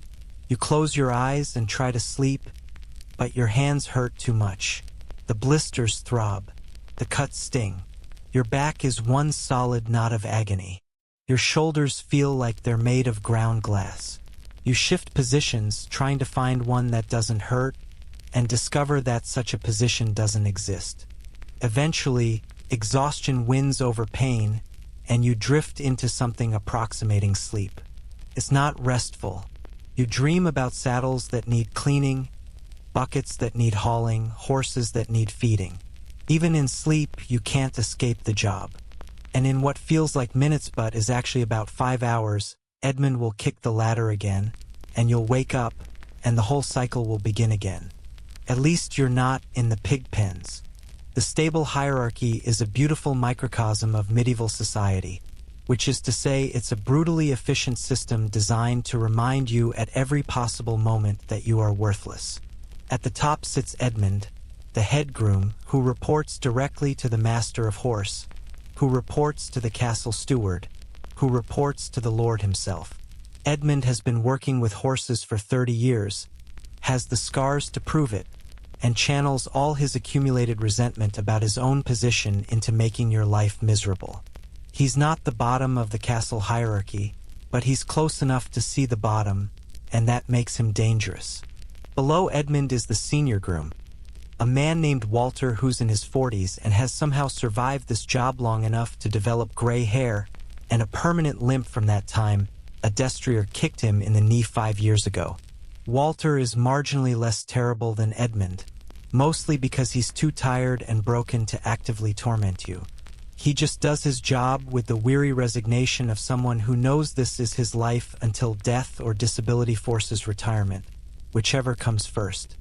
Then come the specialist grooms, men who've been assigned to care for specific high-value horses, usually the lord's personal mounts or particularly expensive destriers. These men are technically your superiors, and they make sure you know it. They get better food, better sleeping arrangements, and the privilege of working with horses that won't be ridden into the ground by drunk knights during training sessions. They look at you and the other stable boys the way you look at the rats in the grain bins. Necessary vermin that serve a function but aren't really worth acknowledging as living beings. Below them, the regular grooms. Men in their 20s and 30s who handle the everyday riding horses, the palfreys and rounceys used for travel rather than war. They're one step up from you, which means they've made it their personal mission to remind you of this fact constantly. They get the marginally less dangerous work assignments. They're allowed to eat in the servants' hall rather than grabbing food between tasks. And they delight in ordering you around for tasks that aren't technically your responsibility, but that you'll do anyway because refusing means getting reported to Edmund, and getting reported to Edmund means getting beaten. Then there's the farrier, Robert, who technically isn't part of the stable hierarchy but visits frequently enough to make your life complicated. Robert is a blacksmith who specializes in horseshoes and basic veterinary work, and he's decided that stable boys exist solely to fetch his tools and hold horses steady while he works. He's probably 50, built like a bull from decades of metalworking, and has the temperament of a wasp trapped in a bottle. You're terrified of him, But you're also somewhat grateful because he actually knows how to treat sick and injured horses, which means he occasionally saves you from the nightmare of a valuable animal dying on your watch. And finally, at the very bottom of this festering hierarchy, are you and the other stable boys. There are 4 of you total. You, Thomas, your only ally in this nightmare, a 12-year-old named Robin who started 3 months ago and cries himself to sleep most nights, and a 15-year-old named John who's been here 2 years and has developed the dead-eyed stare of someone whose soul has been thoroughly crushed. You 4 do all the actual physical labor, the mucking, the hauling, the feeding, the endless grunt work, while everyone above you takes credit when things go right and blames you when things go wrong. This morning, you're learning exactly how this hierarchy plays out in practice. You're mucking stalls. Again, always. When Walter appears and announces that one of the specialist grooms, a smug bastard named Hugh, needs someone to help him exercise the Lord's favorite palfrey. This should be simple. Lead a horse in circles for an hour while it stretches its legs. But Hugh, being Hugh, has decided to use this as an opportunity to demonstrate his superiority. "You there, stable rat?" Hugh calls, not bothering to learn your actual name despite you working here for 6 months. Get Moonlight tacked up, English saddle, snaffle bit, and make sure there's not a speck of dirt on her or I'll report you to Edmund. Moonlight is a beautiful gray palfrey, the Lord's wife's personal mount, and she's probably worth more than your entire family would earn in 5 lifetimes. She's also temperamental, picky about who handles her, and prone to biting people she doesn't like. You approach her stall with the caution of someone defusing a bomb, speaking softly, moving slowly. She pins her ears back when you enter. Not a great start. Easy, girl. Just here to groom you. You show her the brush, letting her sniff it, trying to establish that you're not a threat. She tolerates your presence but makes it clear she's doing you a favor. You brush her coat carefully, checking for any imperfections that Hugh might use as an excuse to get you in trouble. Her coat is naturally gorgeous. Dappled gray, silky, clearly well-maintained by people who aren't you, because you're not allowed to touch the Lord's horses normally. Tacking her up is nerve-wracking because one wrong move, one buckle fastened incorrectly, one hair trapped under the saddle pad, and Hugh will make sure you pay for it. You work with excruciating attention to detail, triple-checking everything. The saddle sits perfectly centered. The girth is snug but not too tight. The bridle fits correctly, with the bit at the proper height in her mouth. You lead her out to the courtyard where Hugh waits, and he immediately begins his inspection.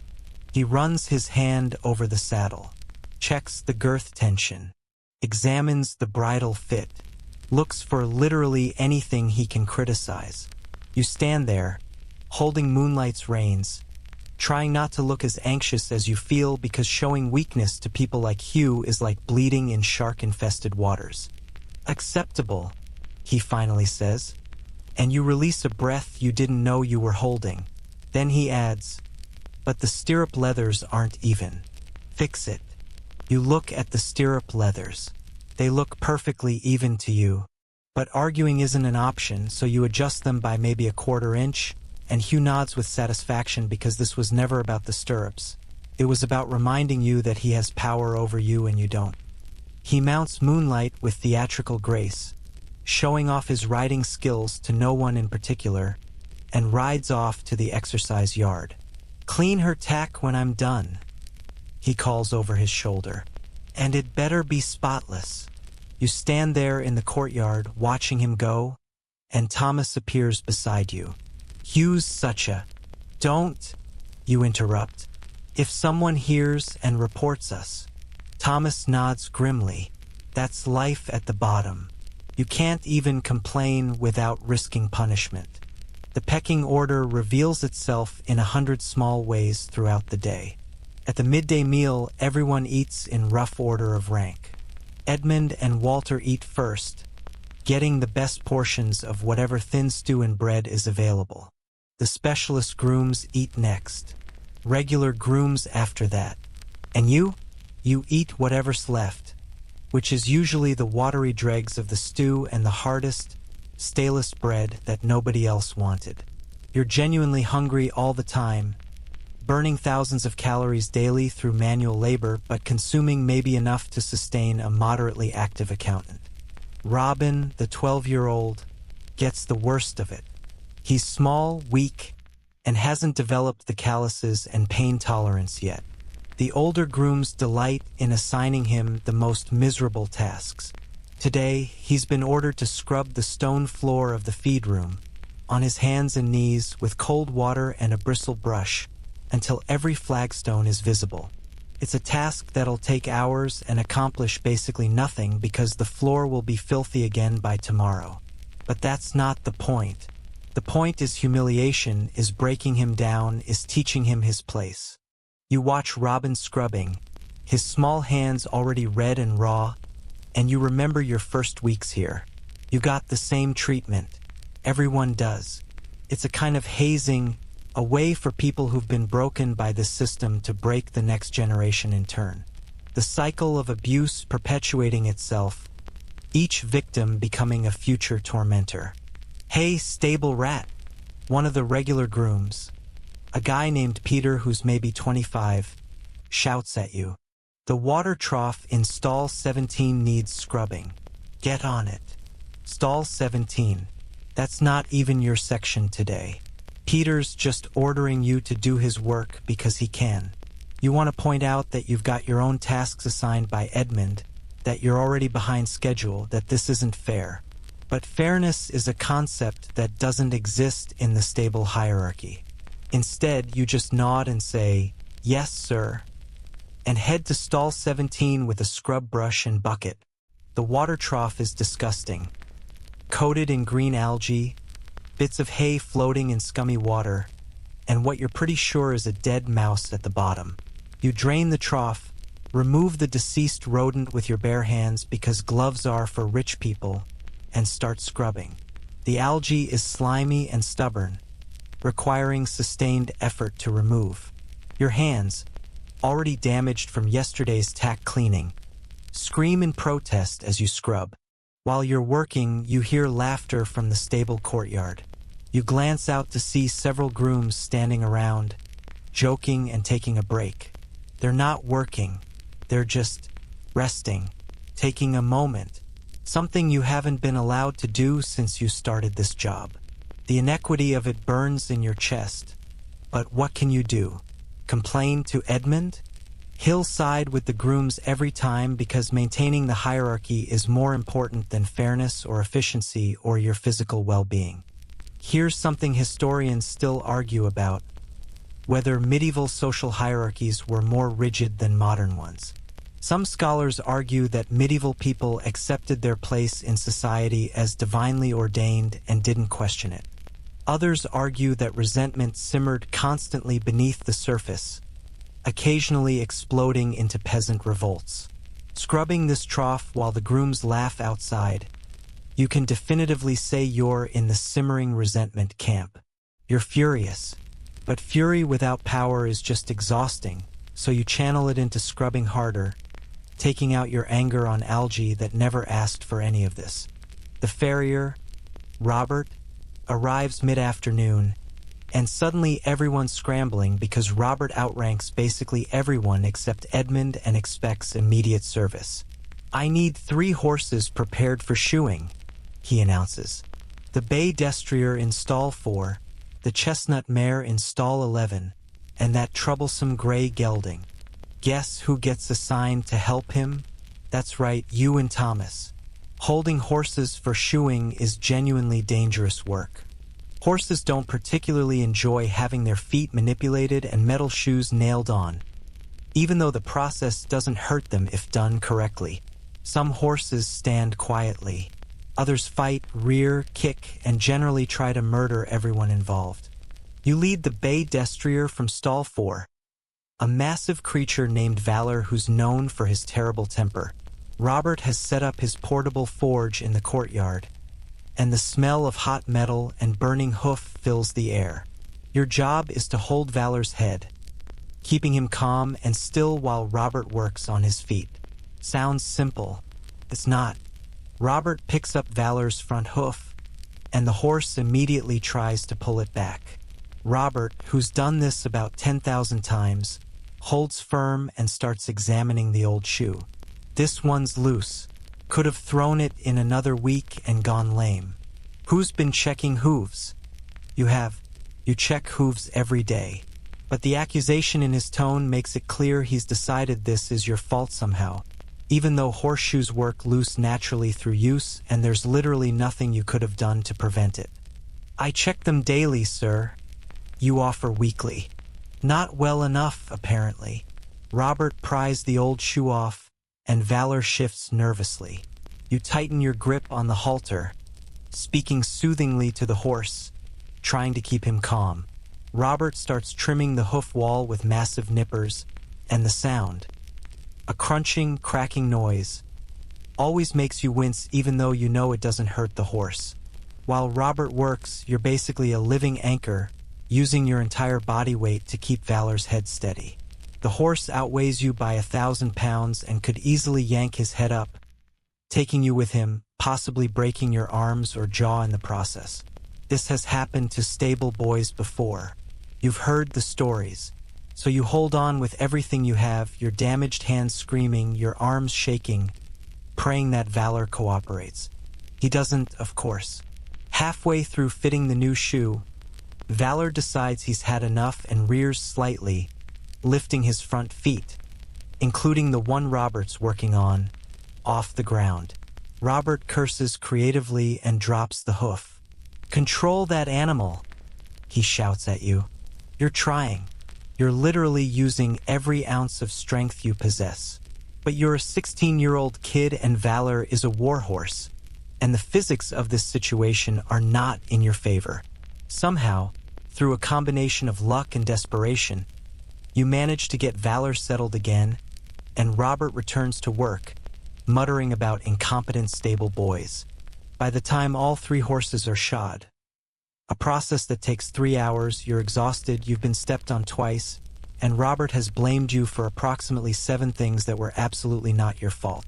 As he packs up his forge and tools, he doesn't thank you, doesn't acknowledge the difficulty of the work you just did. He just leaves, and you and Thomas stand there, nursing bruised feet and battered pride. "At least we're not in the pig pens," Thomas says, but his heart isn't in it this time. "I'm starting to think the pig pens might actually be better," you admit. That evening, at the bottom of the hierarchy meal where you eat stale scraps, Robin sits next to you. His hands are completely raw from scrubbing floors all day, and there are tears in his eyes that he's trying very hard not to shed, because crying gets you labeled as weak and makes the bullying worse. "Does it get easier?" he asks quietly. You want to lie. You want to tell him that yes, it gets easier, you develop calluses and strength and pain tolerance, and eventually you won't feel like you're dying every single day. But you look at Thomas, who's been here 2 years and still looks perpetually exhausted and miserable. You look at John, who's been here even longer and has developed the emotional range of a stone wall as a coping mechanism. You get used to it, you finally say, which isn't the same as saying it gets better, and Robin is smart enough to understand the distinction. The stable hierarchy isn't going to change. You're not going to climb the ranks through hard work and dedication because this isn't a meritocracy. It's feudalism. The best you can hope for is to survive long enough to become a regular groom someday, at which point you'll get to abuse the next generation of stable boys, perpetuating the cycle. And even that's not guaranteed, because injury, illness, or just bad luck could end your career at any moment. You're not a person here. You're a function. You're the hands that muck stalls and haul water and hold violent horses. You're interchangeable, replaceable, and utterly expendable. And everyone above you in the hierarchy makes sure you never forget it. Disease in a medieval stable isn't an if, it's a when. And when it comes like a plague, sweeping through the horses with terrifying speed and leaving you scrambling to contain the damage before Edmund blames you for livestock deaths that were probably inevitable from the moment you started housing 25 animals in close quarters with medieval-level sanitation. This morning, you discover that Copper, the mare who's been off her feed for days, is now showing more serious symptoms. She's coughing, there's discharge from her nostrils, and her breathing sounds labored even from outside her stall. You report this to Edmund immediately because hiding a sick horse is grounds for instant dismissal and possibly a beating. He comes to inspect, his face darkening as he observes Kappa's condition. "Strangles," he mutters, which is the single worst word you could hear in a stable setting. Strangles is a bacterial infection that spreads between horses like wildfire, causing swollen lymph nodes, difficulty breathing, and abscesses that can literally strangle a horse to death if they block the airway. It's highly contagious, it's often fatal, and it's absolutely nightmare fuel for everyone whose livelihood depends on keeping horses alive. "Isolate her," Edmund orders. "Move her to the quarantine stall immediately, and he points at you with a thick finger. You're now responsible for her care. Don't touch any other horses until she either recovers or dies." "Understood." Your stomach drops. Being assigned to nurse a sick horse means you're essentially being quarantined yourself. You'll be sleeping in the stable corridor near Kappa's stall, eating separately from the other workers, and living in constant fear that you'll contract something yourself or that other horses will get sick despite your precautions. Medieval germ theory doesn't exist, but people have observed that diseases spread through contact.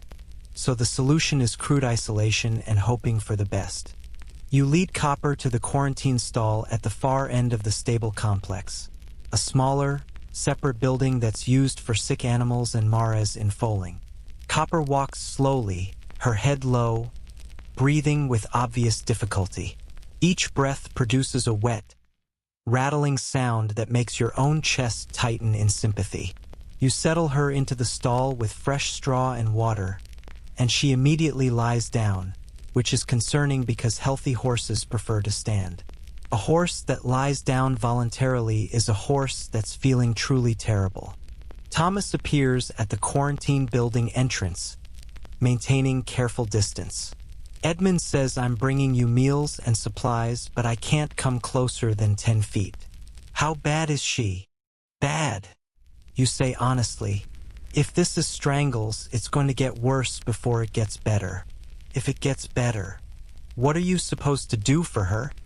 That's the question that's been haunting you since Edmund gave you this assignment. Your medical training consists of nothing.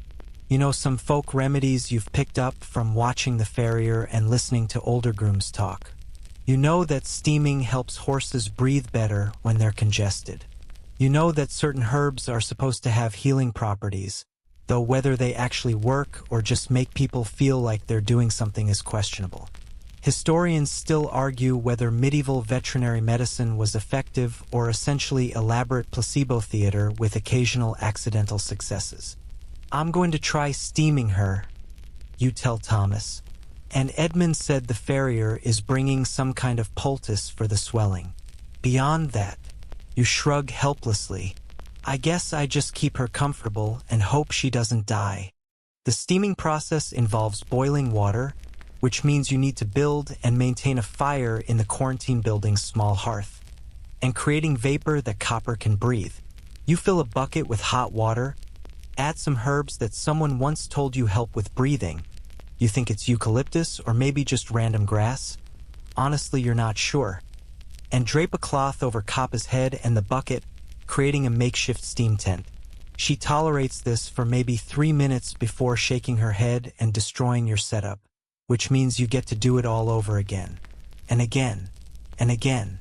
This becomes your life for the next several days. Tending a sick horse in isolation while the rest of the stable carries on without you. You sleep on the floor of the quarantine building, wrapped in a thin blanket, waking every few hours to check on Copper. Her condition fluctuates. Sometimes she seems better, eating a bit of mash, breathing more easily. Other times she's clearly struggling, the lymph nodes under her jaw swelling until they look like eggs embedded in her neck, hot and painful to touch. The farrier, Robert, visits on day 2 and brings a poultice made from what he claims are medicinal plants boiled in lard. It smells like death's outhouse, but you dutifully apply it to Kappa's swollen glands, smearing the greasy mixture onto her skin while she stands there with the patience of someone who's too sick to protest. Robert also lances one of the abscesses, a procedure that involves cutting into the swollen lymph node with a frighteningly large knife and draining the pus that's accumulated inside. You have to hold Kappa still for this, which is easier than it should be because she's so weak. The abscess ruptures with a sound like a balloon popping, and thick, yellowish-green pus oozes out, smelling so bad you gag and have to turn away. Robert packs the wound with cloth soaked in salt water, his idea of antiseptic care, and instructs you to change the dressing twice daily. If she survives the week, she'll probably make it, he says, which is approximately 0% reassuring. Caring for a sick horse is relentless work. You're changing her straw bedding constantly because she's too weak to stand frequently, which means she's lying in her own waste. You're hand-feeding her small amounts of soft food, mashes made from bran and oats mixed with warm water, trying to keep her strength up. You're applying poultices, changing wound dressings, steaming her airways, checking her temperature by placing your hand on her neck and making wild guesses about whether she's fevered because thermometers won't be reliably available for a few more centuries. And through all of this, you're terrified. Terrified she'll die and you'll be blamed. Terrified the disease will spread to other horses and the entire stable will get infected. Terrified you'll get sick yourself. Can humans catch strangles? You don't actually know, and neither does anyone else, so you just try not to touch your face after handling Copper and hope medieval immunity does its thing. On day 4, Copper stops eating entirely. She lies in her stall, sides heaving with labored breathing, and you genuinely think you're about to watch her die. You sit with her, one hand on her neck, and you find yourself talking to her, telling her she needs to fight, she needs to survive, because if she dies, Edmund will probably decide it's your fault even though you've done everything possible with the limited resources available. You're also talking to her because you're alone, isolated from the other stable workers, and humans are social creatures who go slightly mad without interaction.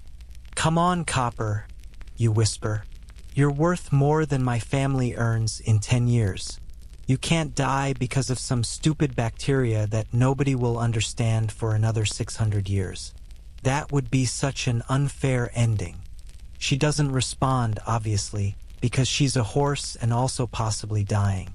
But that night, something shifts. Her breathing eases slightly. When you offer her some mash in the morning, she takes a few bites. By day 6, she's standing more, drinking on her own, and the swelling in her lymph nodes is decreasing. The abscess that Robert lanced is draining well, looking less angry and infected. On day 7, Edmund appears at the quarantine building. "She going to make it?" he asks. "I think so," you say cautiously, because celebrating too early feels like tempting fate. Edmund grunts. "Good. Cost more to replace her than to pay your wages for a year. Would have been a significant loss." Notice what he didn't say. Anything about you doing a good job, about your dedicated care, about the week you spent in isolation nursing this animal back to health. Just an acknowledgement that the horse's financial value exceeds your own. That's medieval employee appreciation for you. But Copper surviving means you can return to general stable duties. And honestly, even mucking stalls sounds appealing after a week of sick animal care. You transition Copper back slowly, keeping her separate for another few days to ensure she's truly recovered and not still contagious. The other horses, thankfully, don't show symptoms, which means your isolation measures probably worked or you got extremely lucky, possibly both. The experience leaves you with a healthy terror of equine diseases. You've now seen firsthand how quickly a valuable animal can go from slightly off their feed to potentially dying. And sickness isn't the only threat. Injuries are constant in a medieval stable, and treating them is its own special nightmare. Thomas shows you his worst injury from before you arrived. A scar running from his elbow to his wrist where a horse bit him badly enough to require stitches. Except medieval stitches aren't neat surgical procedures. They're someone threading a needle with whatever thread is available and sewing your skin back together like they're repairing a torn saddle. No anesthesia, no antibiotics, just pain and hope that infection doesn't set in. Thomas says he passed out twice during the stitching and spent 3 weeks unable to use that arm properly. The scar is thick and ropey, a permanent reminder of the time a nervous mare decided he was a threat. You've accumulated your own collection of injuries. There's the bruise on your ribs from when Tempest pinned you against the wall. The cuts on your hands from various sharp edges and rough work. The spot on your foot where a horse stepped on you last week and the toenail turned black and will probably fall off soon. The constant lower back pain that you're pretty sure is going to plague you for the rest of your life. The shoulders that ache every morning and the hands that never quite stop hurting. And then there are the close calls, the times you almost got seriously injured or killed but didn't, through luck or reflexes or divine intervention depending on your theological leanings. Like the time Thunder, the young gray destrier, kicked backward while you were picking his hooves, and his hoof whistled past your head close enough that you felt the breeze. Half an inch closer and you'd have been dead, skull caved in. Another stable boy who learned too late that horses can kill you faster than you can blink. Or the time you were leading Bramble across the courtyard and she spooked at something. A bird, a shadow who knows what goes through horse brains, and reared straight up, her front hooves cutting through the air directly above you. You dove sideways, landed hard on the cobblestones, and watched those hooves come down exactly where your head had been seconds earlier. Bramble then proceeded to act completely normal, as if she hadn't just nearly committed accidental manslaughter. The constant proximity to death becomes normalized after a while. You stop thinking, I could die today, because if you thought about it constantly, you'd never be able to work. Instead, it becomes background radiation, always there, always a possibility, just part of the job. Medieval people generally had a different relationship with death than modern folks. Mortality was visible, common, unavoidable. Children died. Women died in childbirth. Men died from injuries or disease or violence. And stable boys died because a horse kicked them or stepped on them or knocked them into a wall wrong. There's a small cemetery behind the castle chapel, and you've noticed at least 3 graves marked only with stable boy and a year. No names. They weren't important enough to be specifically remembered, just functions that stopped functioning, replaced by the next desperate kid who needed work. You try not to think about the possibility that one day there might be a 4th grave with your non-name on it, but it's hard to ignore the evidence that your job has a mortality rate. Tetanus is another constant threat, though you don't know it by that name. You just know that sometimes people get puncture wounds, from stepping on nails, from horse bites, from any of 100 sharp objects around a stable, and then days or weeks later they develop this horrifying condition where their muscles lock up and they can't open their jaw and they're in agony and then they die. Nobody knows why. Nobody knows how to prevent it except try not to get punctured by dirty things, which is impossible when you work in a building made of rusty metal, splintering wood, and animal waste. Robin, the 12-year-old, steps on a nail one morning, right through his worn shoe into the soft part of his foot. It bleeds profusely, and everyone immediately knows this is bad. Walter, the senior groom, pours wine over the wound to clean it, which just makes Robin scream in pain, and then they wrap it in cloth and tell him to keep working because there's no such thing as sick leave for a puncture wound. For the next 2 weeks, you all watch Robin nervously, waiting to see if he'll develop lockjaw. He doesn't, thankfully, though the wound gets infected and swells up impressively and probably hurts like hell. But infected and healing is infinitely better than tetanus and dying, so everyone considers this a win. The bar for good outcomes in medieval stable work is subterranean. You survive your first major winter, And it's exactly as miserable as Thomas warned. The water in the troughs freezes overnight, and you have to break the ice every morning with a metal rod, your hands going numb within minutes. The muck pile is harder to move because the manure freezes into solid blocks. The horses grow thick winter coats and require even more grooming. And the cold makes everything hurt more. Your damaged hands, your aching joints, the injuries that never properly healed. But you survive. You adapt. You develop the skills and pain tolerance and emotional numbness required to function in this environment.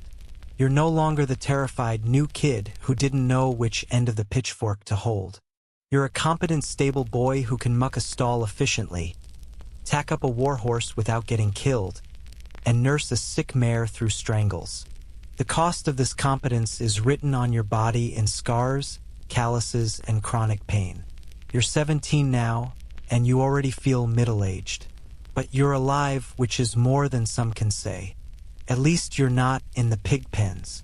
Let's be brutally honest about why you, yes, you, the modern person lying in bed with climate control, readily available food, and a life expectancy that would seem like fantasy to medieval people, wouldn't last a single day doing this job. Not because you lack courage or work ethic, but because the gap between medieval reality and modern existence is so vast that it might as well be the distance between planets. First, there's the physical conditioning gap. You think you're tired after an 8-hour shift at work? You think your gym routine is challenging? Medieval stable work requires hauling literal tons of material daily. Manure, water, hay, equipment, using only your body and primitive tools. Your muscles aren't adapted for this. Your hands have never developed proper working calluses because you wear gloves and use ergonomic tools and take breaks. Within 2 hours of starting the medieval stable boy routine, your hands would be covered in blisters that would burst and bleed. By hour 4, you'd be unable to grip a pitchfork properly. By hour 8, you'd be begging for medical attention that doesn't exist. Modern people's pain tolerance is calibrated completely differently. You take ibuprofen for headaches. You ice injuries. You rest when something hurts. Medieval stable boys worked through pain levels that would send contemporary people to emergency rooms because there was no alternative. No pain medication beyond watered-down ale. No days off. No workers' compensation. You either worked through the agony or you lost your job, and losing your job meant potential starvation. Your nervous system hasn't been trained by years of childhood labor to normalize extreme discomfort. When your back started screaming after the first hour of mucking stalls, you'd stop, because in your world, pain is a signal to cease activity and seek help. In the medieval world, pain was just Tuesday. Then there's the sleep deprivation. You're used to 7, 8, maybe 9 hours of sleep per night. Medieval stable boys got 5 or 6 hours of interrupted sleep on straw piles in unheated lofts, then worked 16-hour days. Your cognitive function would deteriorate rapidly. Studies show that modern people experience significant impairment after even one night of poor sleep. You'd be operating in a constant fog of exhaustion, making mistakes, moving slowly, being unable to process information properly. And those mistakes around 1,200-pound animals would get you killed. The nutrition gap is staggering. You consume roughly 2,000 to 2,500 calories daily, with balanced macronutrients, vitamins, minerals, and probably the occasional multivitamin supplement. Medieval stable boys ate maybe 1,500 calories on good days, mostly bread, thin soup, occasional cheese, rarely any meat or fresh vegetables. They were chronically malnourished, running caloric deficits while performing extreme physical labor. Your body would start cannibalizing itself for energy within days. You'd lose weight rapidly, feel constantly dizzy and weak, and your immune system would crash because it turns out that fighting off diseases requires adequate nutrition, which medieval people rarely had. Let's talk about the hygiene shock. You shower daily, probably multiple times if you exercise. You wash your hands frequently. You use soap, shampoo, deodorant, toothpaste, and about 17 other products designed to keep you clean and comfortable. Medieval you bathes maybe twice a month if you're lucky. You wear the same clothes for weeks, and they're wool that itches relentlessly and absorbs every odor imaginable. You smell like horse manure, sweat, and medieval humanity. A bouquet so overwhelming that modern you would vomit from your own stench. And everyone else smells the same, so there's no escape.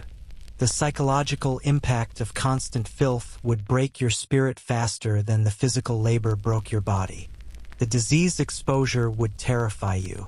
You've lived your entire life in a world with antibiotics, vaccines, modern sanitation, and health departments that ensure your water isn't contaminated with fecal matter.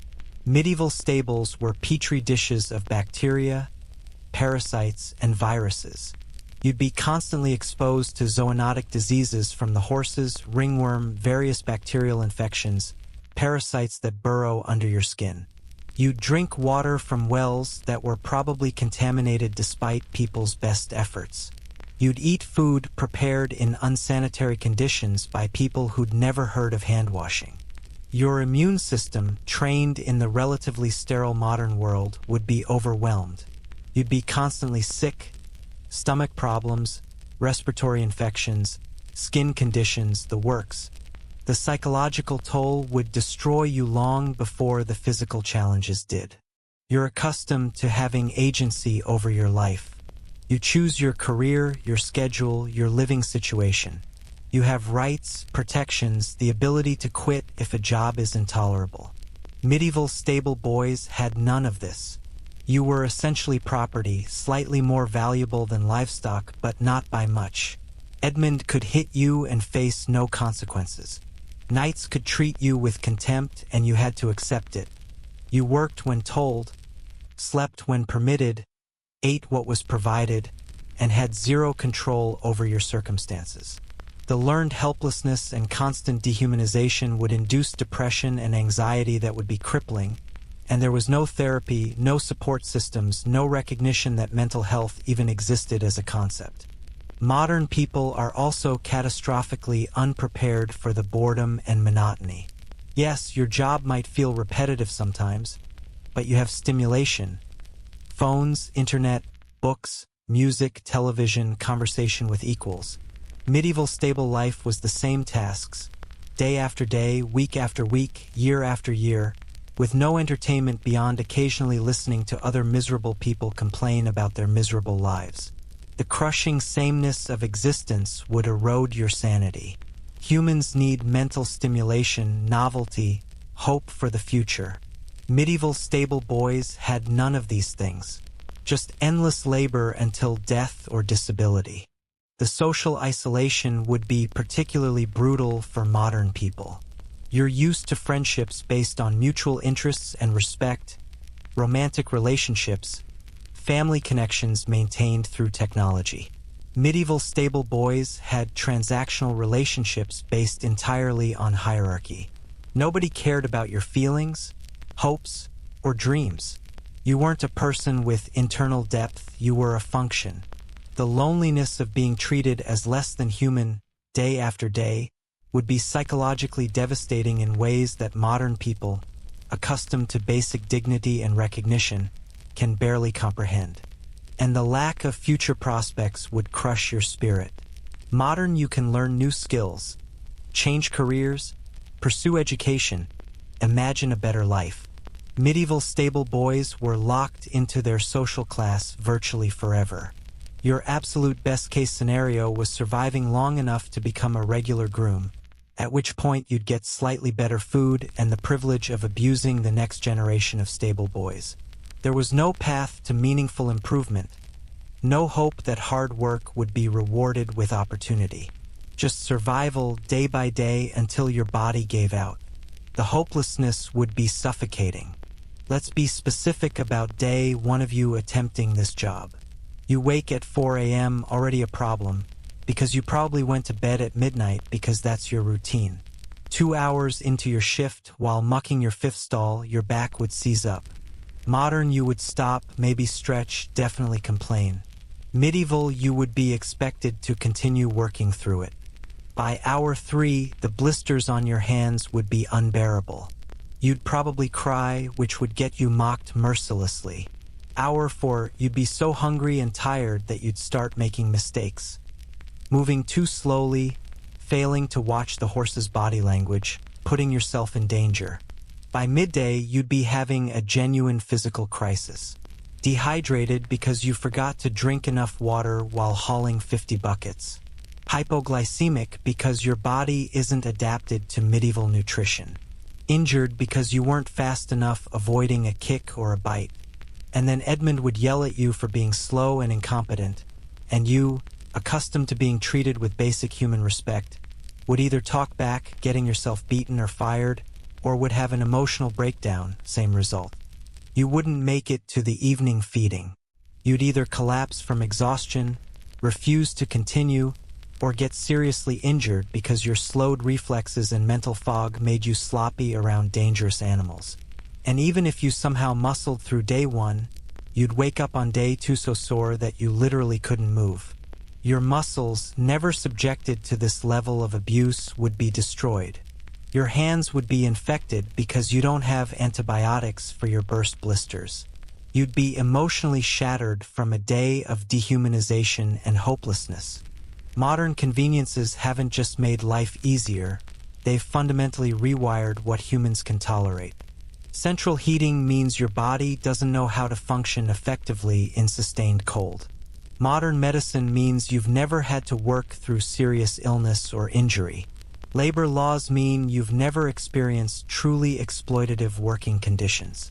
And social progress means you've never been treated as genuinely expendable. Medieval stable boys survived because they started this life as children, building tolerance gradually. Their bodies adapted because they had no choice. Their minds accepted their circumstances because they knew nothing else. They developed coping mechanisms and pain thresholds that modern neurology would consider dysfunctional because chronic stress literally changes brain structure. But those changes enabled survival in an environment that would destroy unprepared minds. You dropped into this life with your modern body, modern psychology, and modern expectations would be like a house cat thrown into the wilderness. Technically the same species as wildcats, but so domesticated, so adapted to comfort and safety, that survival in harsh conditions is essentially impossible. Your soft hands would bleed. Your uncalloused mind would break. Your body, used to abundance and rest, would fail when pushed past limits it's never encountered. The gap between medieval and modern life isn't just about technology or conveniences. It's about what humans can endure, what they'll tolerate, what breaks them. And honestly, the fact that medieval stable boys could survive this existence, day after day, year after year, is either a testament to human adaptability or evidence that humans can be brutally broken down and still technically function. Probably both. So no, you wouldn't last a day.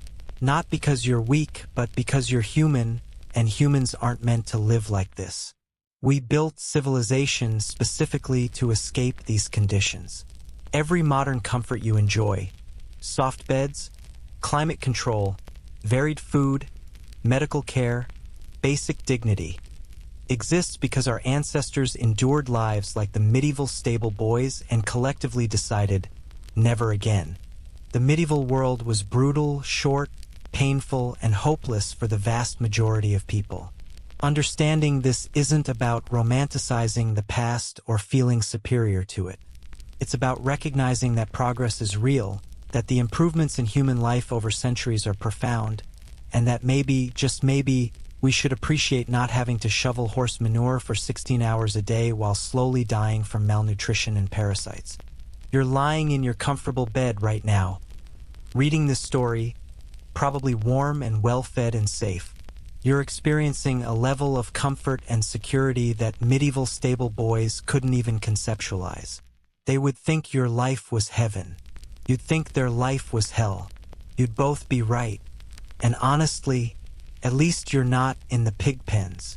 But more importantly, at least you're not in the 14th century, because that was genuinely terrible for almost everyone, and the stable boys had it particularly rough. The sun is setting on your hypothetical medieval day, and you didn't make it. You lasted maybe 6 hours before your body and mind gave out. But that's okay, it means you were born in the right century. And that medieval stable boy, whoever he was, survived conditions you can't imagine so that eventually, generations later, his descendants could live in a world where people aren't treated as disposable labor for maintaining expensive livestock. Progress is real. Comfort is valuable. And every time you take a hot shower, eat a balanced meal, or sleep on an actual mattress, you're benefiting from centuries of humans fighting to escape the medieval nightmare. Be grateful, rest easy, and tomorrow, when you wake up in your own time, maybe appreciate it a little more. And now, as the story winds down and your mind begins to drift, let those images of medieval stables fade into something softer.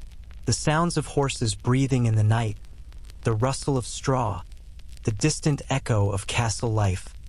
Let it all become distant, dreamlike, unimportant. You've traveled back through time and returned safely to your own bed, your own century, your own peaceful moment. The stable boys of history rest now too, their struggles concluded, their stories told. You did well staying with this journey through such a difficult life. Your breathing is slowing, deepening, matching the gentle rhythm of rest that those exhausted medieval workers must have cherished in their few quiet hours. The weight of their labor isn't yours to carry. You've only visited their world, and now you're home, safe, comfortable, drifting. Let your muscles relax completely, releasing any tension held from imagining their work. Your hands rest easy, unmarred by medieval blisters. Your back settles into softness unknown to those straw beds. Everything is gentle now, easy, fading into the welcoming darkness of peaceful sleep. The horses are quiet. The stables are dark. The centuries have passed, and you're exactly where you belong. In this moment, in this comfort sinking deeper into rest. The story is complete, and sleep is calling you home. Let go now, drift away, and know that tomorrow you'll wake to a world far kinder than the medieval past. Rest well, friend. The journey is over. Sweet dreams await.